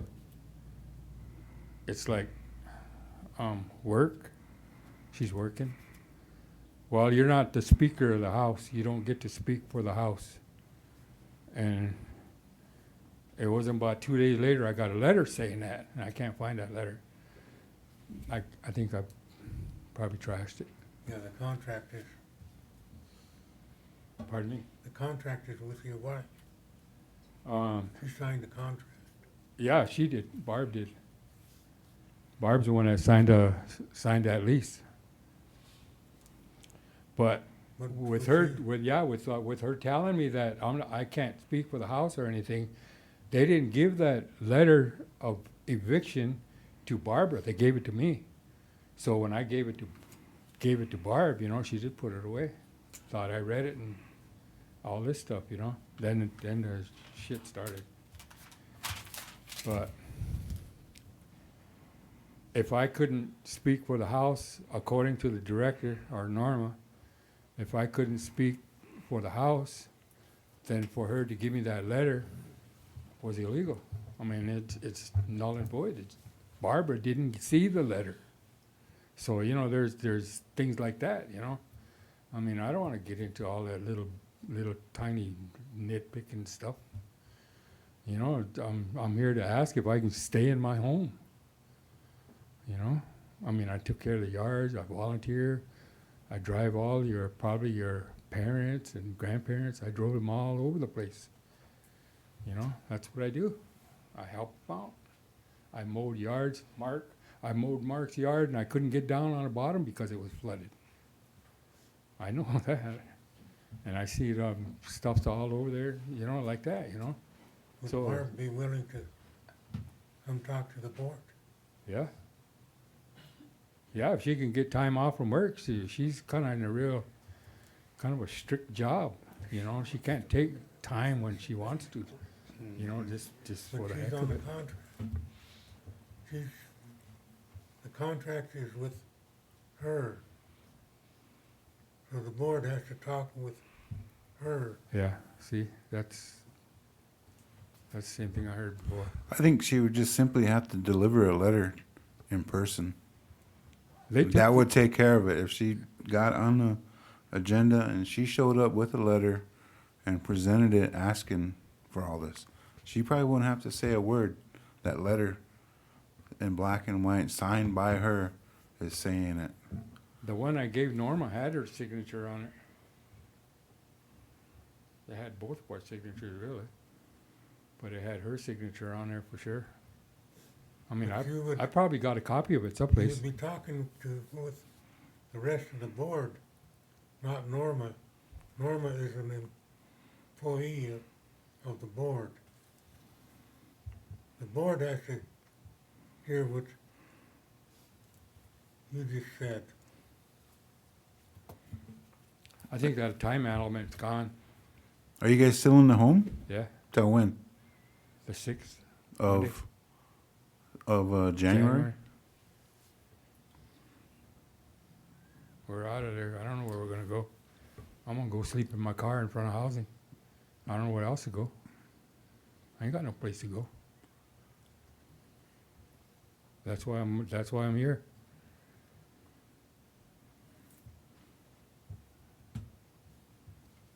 I tried to do all this a couple times. I did what was asked of me. I asked Barb to sign stuff. She signed them. Took them down there. Got talked shitty too. But you know, it's like I'll never take a housing application from you again, ever, Richard. Just point blank. So there you go. Alma? I would like to see Avis and Barb and Richard stay in their home. I've known them all these years, and I know that they don't do that kind of stuff. When they were absent from the home, from what I understand, you know, there's the kids will, I believe it was the kids, other people coming into the home, but I know that they themselves, they don't do that.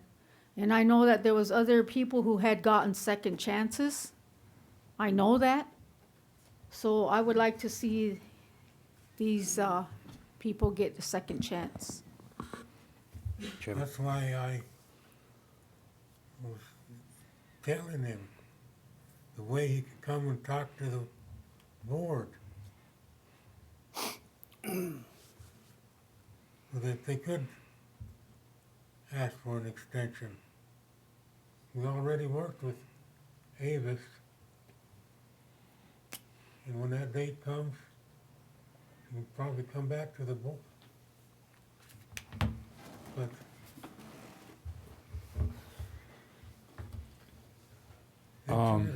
We were just told point blank that was that time element for the waiver process was over with, and that's it. That was bottom line. They didn't want to hear nothing else. They didn't even want to hear it. who? Norma.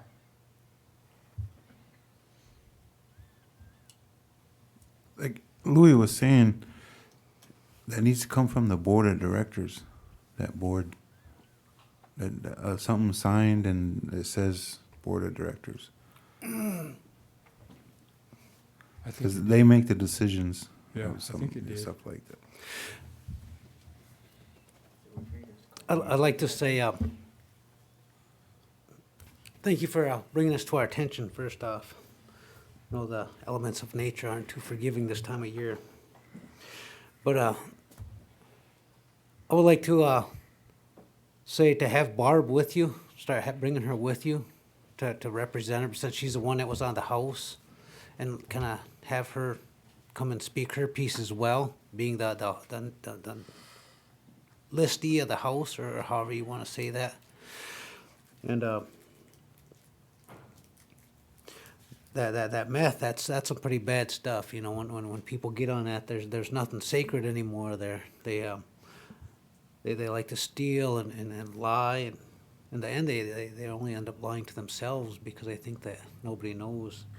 Along with the health dangers, the risks, you know, in those houses like that, when I smoke like that, for infants in houses or whatever it might be, that I would be I'd like to give them to see them left in their house as well, but just to wonder if there's a way that house could be sanitized at the same time, to say it like that. I told her I'll do it. They said there's a way you can do it with chemicals. I don't have a problem doing that. I would do that to keep that house. And with that being said, if that could be done, to have that house sanitized, even if they have to leave that living quarters for a week or something on their own, so they can sanitize it themselves, or we could help them, and to get back in after a week of sanitizing that house, I would like to see that, to give them that chance to remain in that house. You know what? When you, I remembered that I did sign that lease. Barb's name's first, and then mine's on right underneath her. So I did sign that lease. Tori? Hi, Richard. Hi. I talked to Richard the other day, and I encouraged him to come down because he didn't seem like he was getting some of the questions answered, or they weren't, they were just trying to find solutions. And so, in general, you know, I am in support of what the meth task force has come forward with, and I know it took them a couple years to get to this point, and one of the issues that had come up earlier on in some of this was that we can't afford to have our housing stock destroyed, because we can't afford to rebuild them, and just always a issue of funding, and so I was, you know, completely in support of what they were trying to accomplish. But and then the policy had been vetted through a couple different councils. I think one council even didn't approve it because it was taking like a hard stance against meth. And so I want to be a part of that hard stance, but I also want to do it with compassion and attention to some of our most vulnerable tribal members, being our elders and some of our terminally ill tribal members, and then even some of the ones that aren't terminally ill but just have hardships, and so it's hard to, I guess, for it to be just black and white, and I think that's what we've kind of come across this table the past couple years. And when the evictions finally started happening, it was, what do we do with people that can't move? You know, it's very expensive to move. And so I think about some of these things and how each of those tenants and their circumstances are unique, and that I think the table has had other circumstances come forward, and we decided that those didn't fit in any of the buckets, and there was no solution for that family but to stay, and that didn't satisfy anyone. You know, it didn't satisfy the tough love, it didn't satisfy the hazards of continuing to be in that home, but it also continued to provide a roof over their head, and so I'm in support of this going back to the board so that Richard and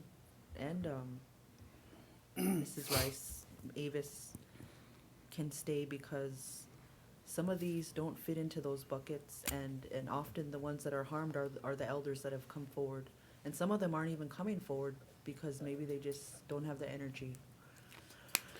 But I also kind of want to give it back to the board and let the board decide, and let Louis and Coley and amongst their colleagues decide, you know, what's the solution for these unique hardships? Because some of them need to go. Some of these people that aren't in these hardships, aren't elderly, and they're just kind of the problem.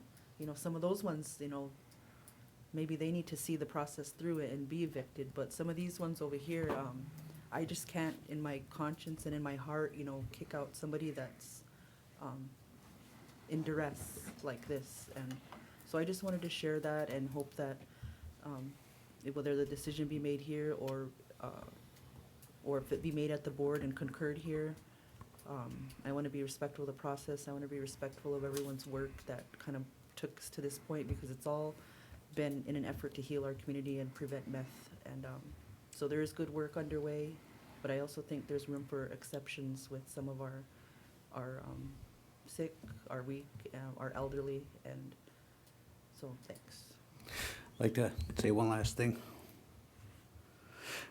We've had, under these circumstances, we've had families that were left into their homes under these same circumstances. So with that, I would also just like to say that we leave him in his house. If that takes a motion, then I'd like to make that motion. But if it doesn't, then that's what I'd like to put out there, to just leave them in their house for this time.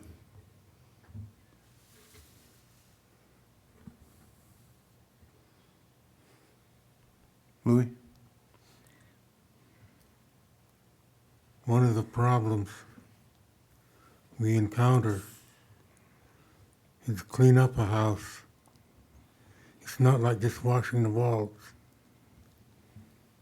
That material has penetrated the paint, the drywall, and sometimes it takes, you have to wash it 4 times.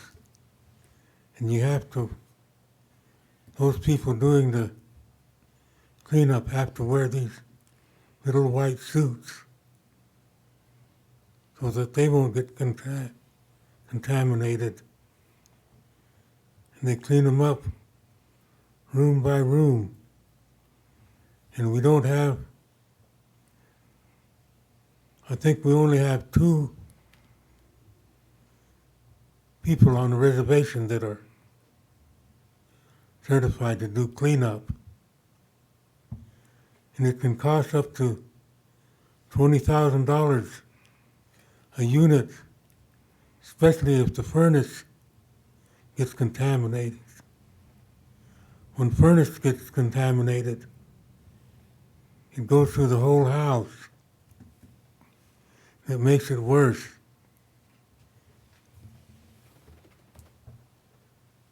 And these young kids don't know how much damage they do and what they're doing to their grandparents and what they're doing to their younger siblings.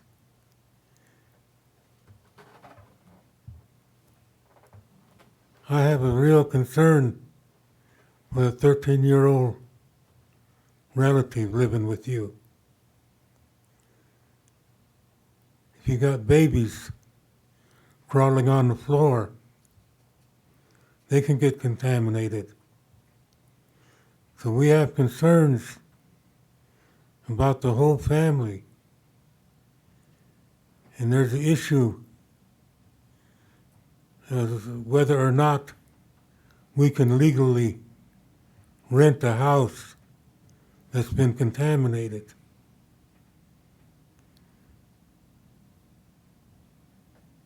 This is a real hard problem for the board of directors. We're in the business of getting houses for lower income people. That's our mission. We're trying to do that. But then we're getting all of these houses that are contaminated and people can't live in them. And we seem to make one step forward and go back two. It's a hell of a problem. And all of the board members are in one way or another affected by meth. It's in my family.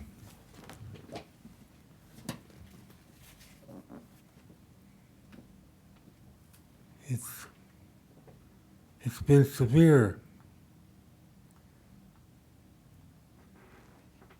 We have to start somewhere.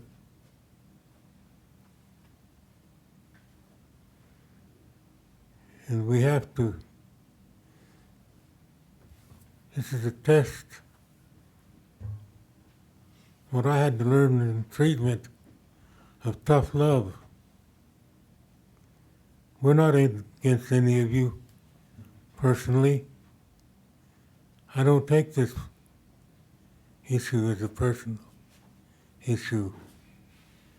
We go by the number that comes up on the drug test. Comes off that little patch on the wall. That's the number we use. We were surprised at the number of meth users. And we were surprised when some houses showed up contaminated and we knew that the elders didn't use it. It was the kids or someone else that did it. But we had to consider the fact that someone's name was on the contract.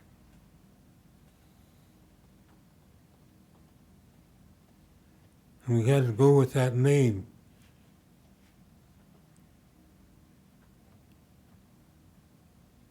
I never knew that this problem existed when I got on the housing board, or I probably wouldn't have accepted it. But I want to have clean and safe homes. We have to be diligent in going for money to clean up the mess of these houses. We got to do it for the elders, the young people, and the children, for their benefit.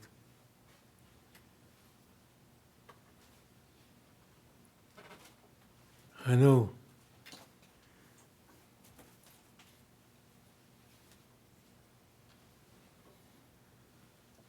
that it causes a lot of pain in our tribe. And Richard is right on one thing. The people who are causing all the damage are getting away and leaving the rest of us angry at each other or suffering from the effects of the chemical itself. The meth dealers, the kids that smoke in Grandma's house while she's playing bingo, they get away. We heard tonight from one tribal member telling us he needed a fence to keep them people with meth off his yard. And the police didn't come. Richard said the police didn't come also. So we have some problems that we've got to deal with. But I don't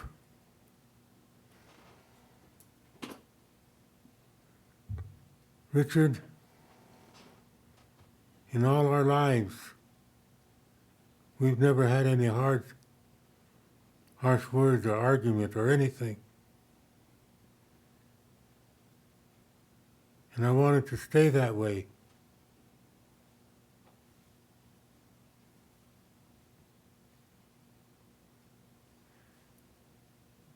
And at the housing meeting, I'll be your advocate.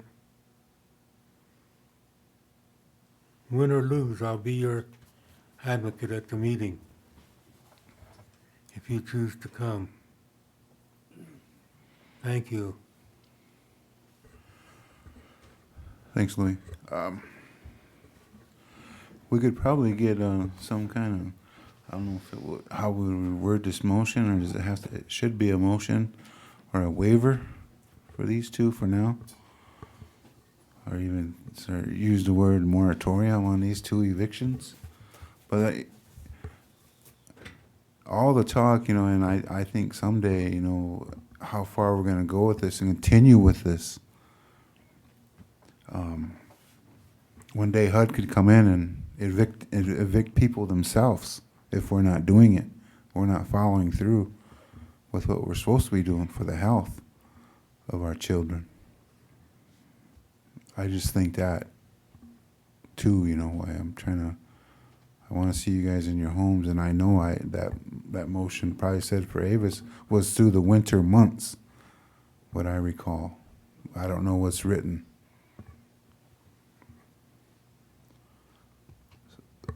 We could contact Norma by end of this week. You're supposed to be out the 6th. We could probably get an extension until at least Barbara needs to come to the meeting.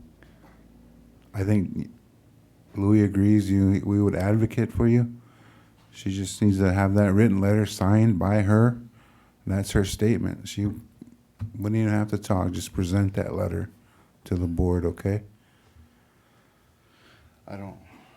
Should there be a motion? Should there be a motion, or council action?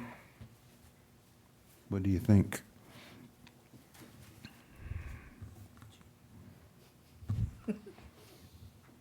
Sorry, I'm hungry too, guys. I think that if there's already been favorable outcomes for other tribal members in similar circumstances, I would like to see that same consideration given to the board, because that's their role in this, and I want to be respectful of you and Louis and everyone else that we kind of voted and put on that board. And if that outcome's not favorable, then this maybe could be where there could be some consideration to overturn that. But I think because Barbara have not been available to come in person, we don't know that answer yet. Mm-hmm. Like, the board never said no to them yet. They said no to Richard. Sorry, Richard, that you had a tough time, but they want to hear from Barbara is kind of what I keep hearing, and I just hope that Barbara can make herself available and give advance notice to her supervisor and whatever has to happen. Because I just always go back to, like, why these committees exist. It's because the council isn't supposed to make all these decisions, so then these committees are kind of in place to do that on our behalf, and sometimes we don't agree with them, but that's why maybe people come here next. But that's kind of how I would like to see it, and Louis made mention that he would be vocal when that meeting takes place. But just wanted to offer that and as one point of view. Okay. I would recommend that Barbara writes a letter for a waiver and gives it to Norman to give to the board, copies, and give to the board, and get on the next agenda, and a response by January 6th that there is a waiver, and you guys, Barbara will be on the next agenda. Winnebago, the housing authority. I'm sorry, I can't think of the name. And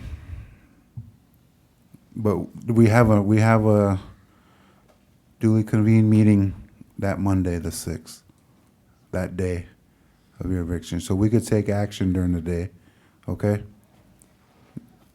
So have her write a letter, get it down there Thursday or Friday. One more time, and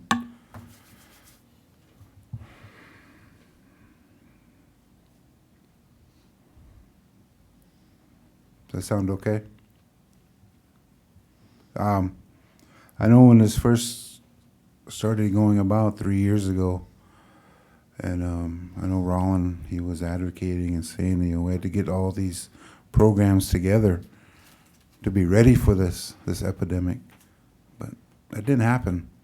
And you see where we're at today. There was a few meetings, but we weren't ready for this. You know, I apologize. I'll take full responsibility for it, you know, anyway, that way. I apologize, and that's my recommendation. And get back to us by Monday the 6th, okay? What time our meeting is it 9 a.m.? It's 9 a.m.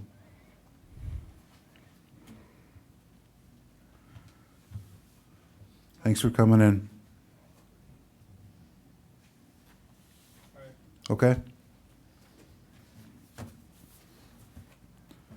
Okay, the next added items on our agenda is BIA law enforcement. John, I have to run to the restroom real quick.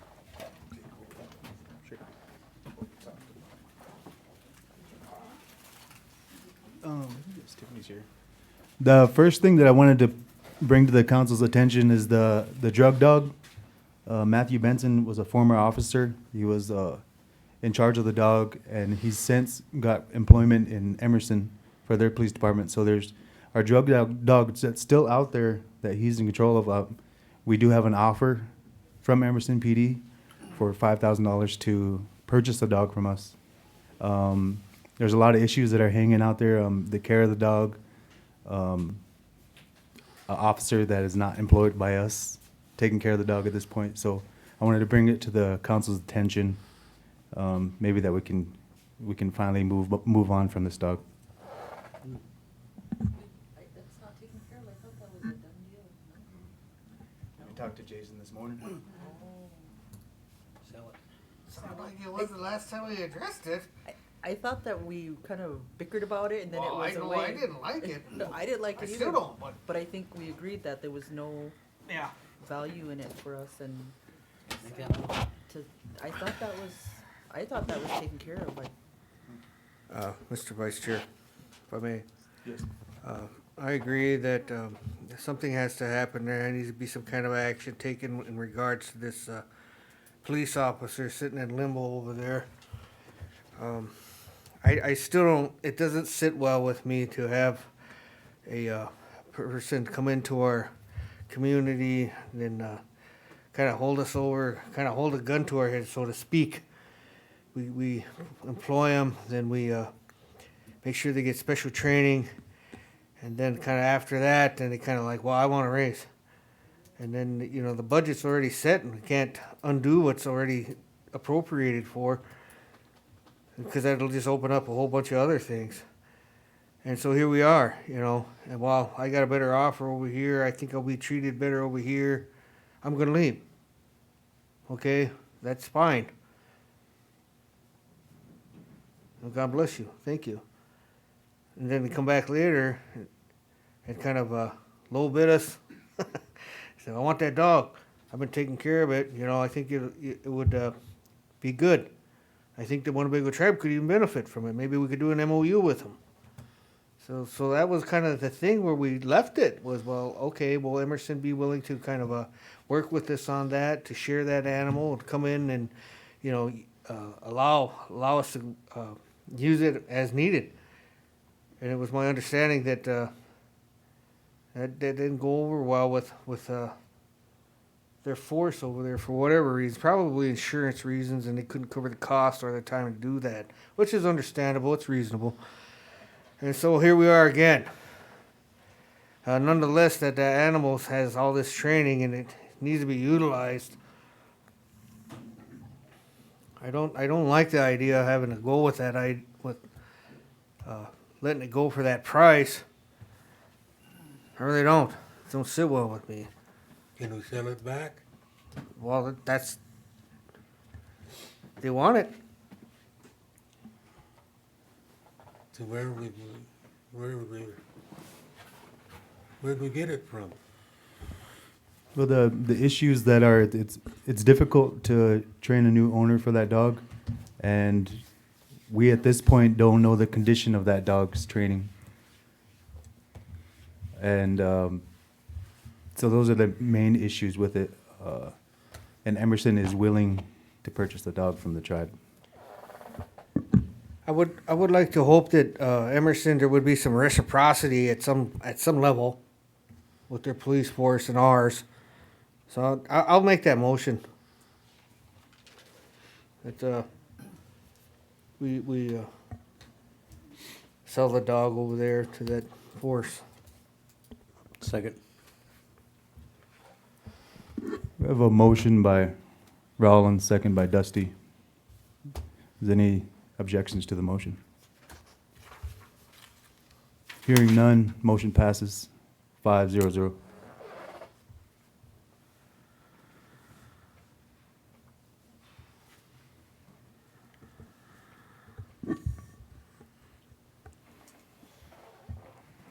I'll pass the meeting back over to the chairman, and I'll bring up the second law enforcement issue. We had a law enforcement meeting earlier today, and these were the issues that were brought up.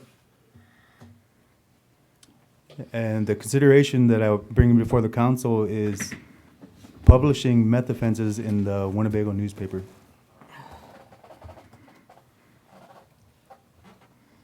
I'll make a motion that we publish meth convictions on the Winnebago Indian News. Second. Motion by Rollins, second by Louis.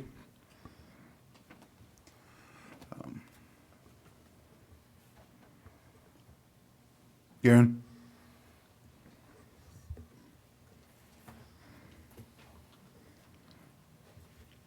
Thank you, Council. I just wanted to also have the avenue of maybe including social media in that. A lot of our users, maybe from a separate communication standpoint. The Winnebago Indian News, we print 2,000 of those issues, and we send out about 1,500 to the box holders here locally and as well as nationally. And then for social media sites, I don't think we want it underneath the Winnebago Tribes social media sites, but maybe a special one that could be developed along with collaboration with maybe with the tribal court. So just wanted to mention that. Okay. Is there any objections to the motion? No objections? Motion passed 6-0-0. Next item, John. Thank you, Chairman. Those are the only two items that I'm prepared to present. Okay.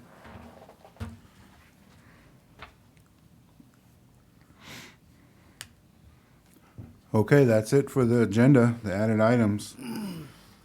Do we want to adjourn? Is there a motion to adjourn? Make motion to adjourn.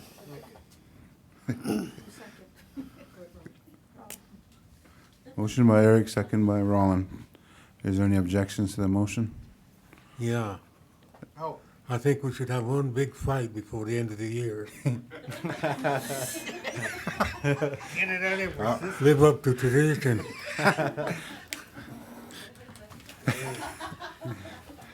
All right, let's draw names. No objections. Go on, next agenda. Motion passed 6-0-0. We are adjourned at 8:59 p.m.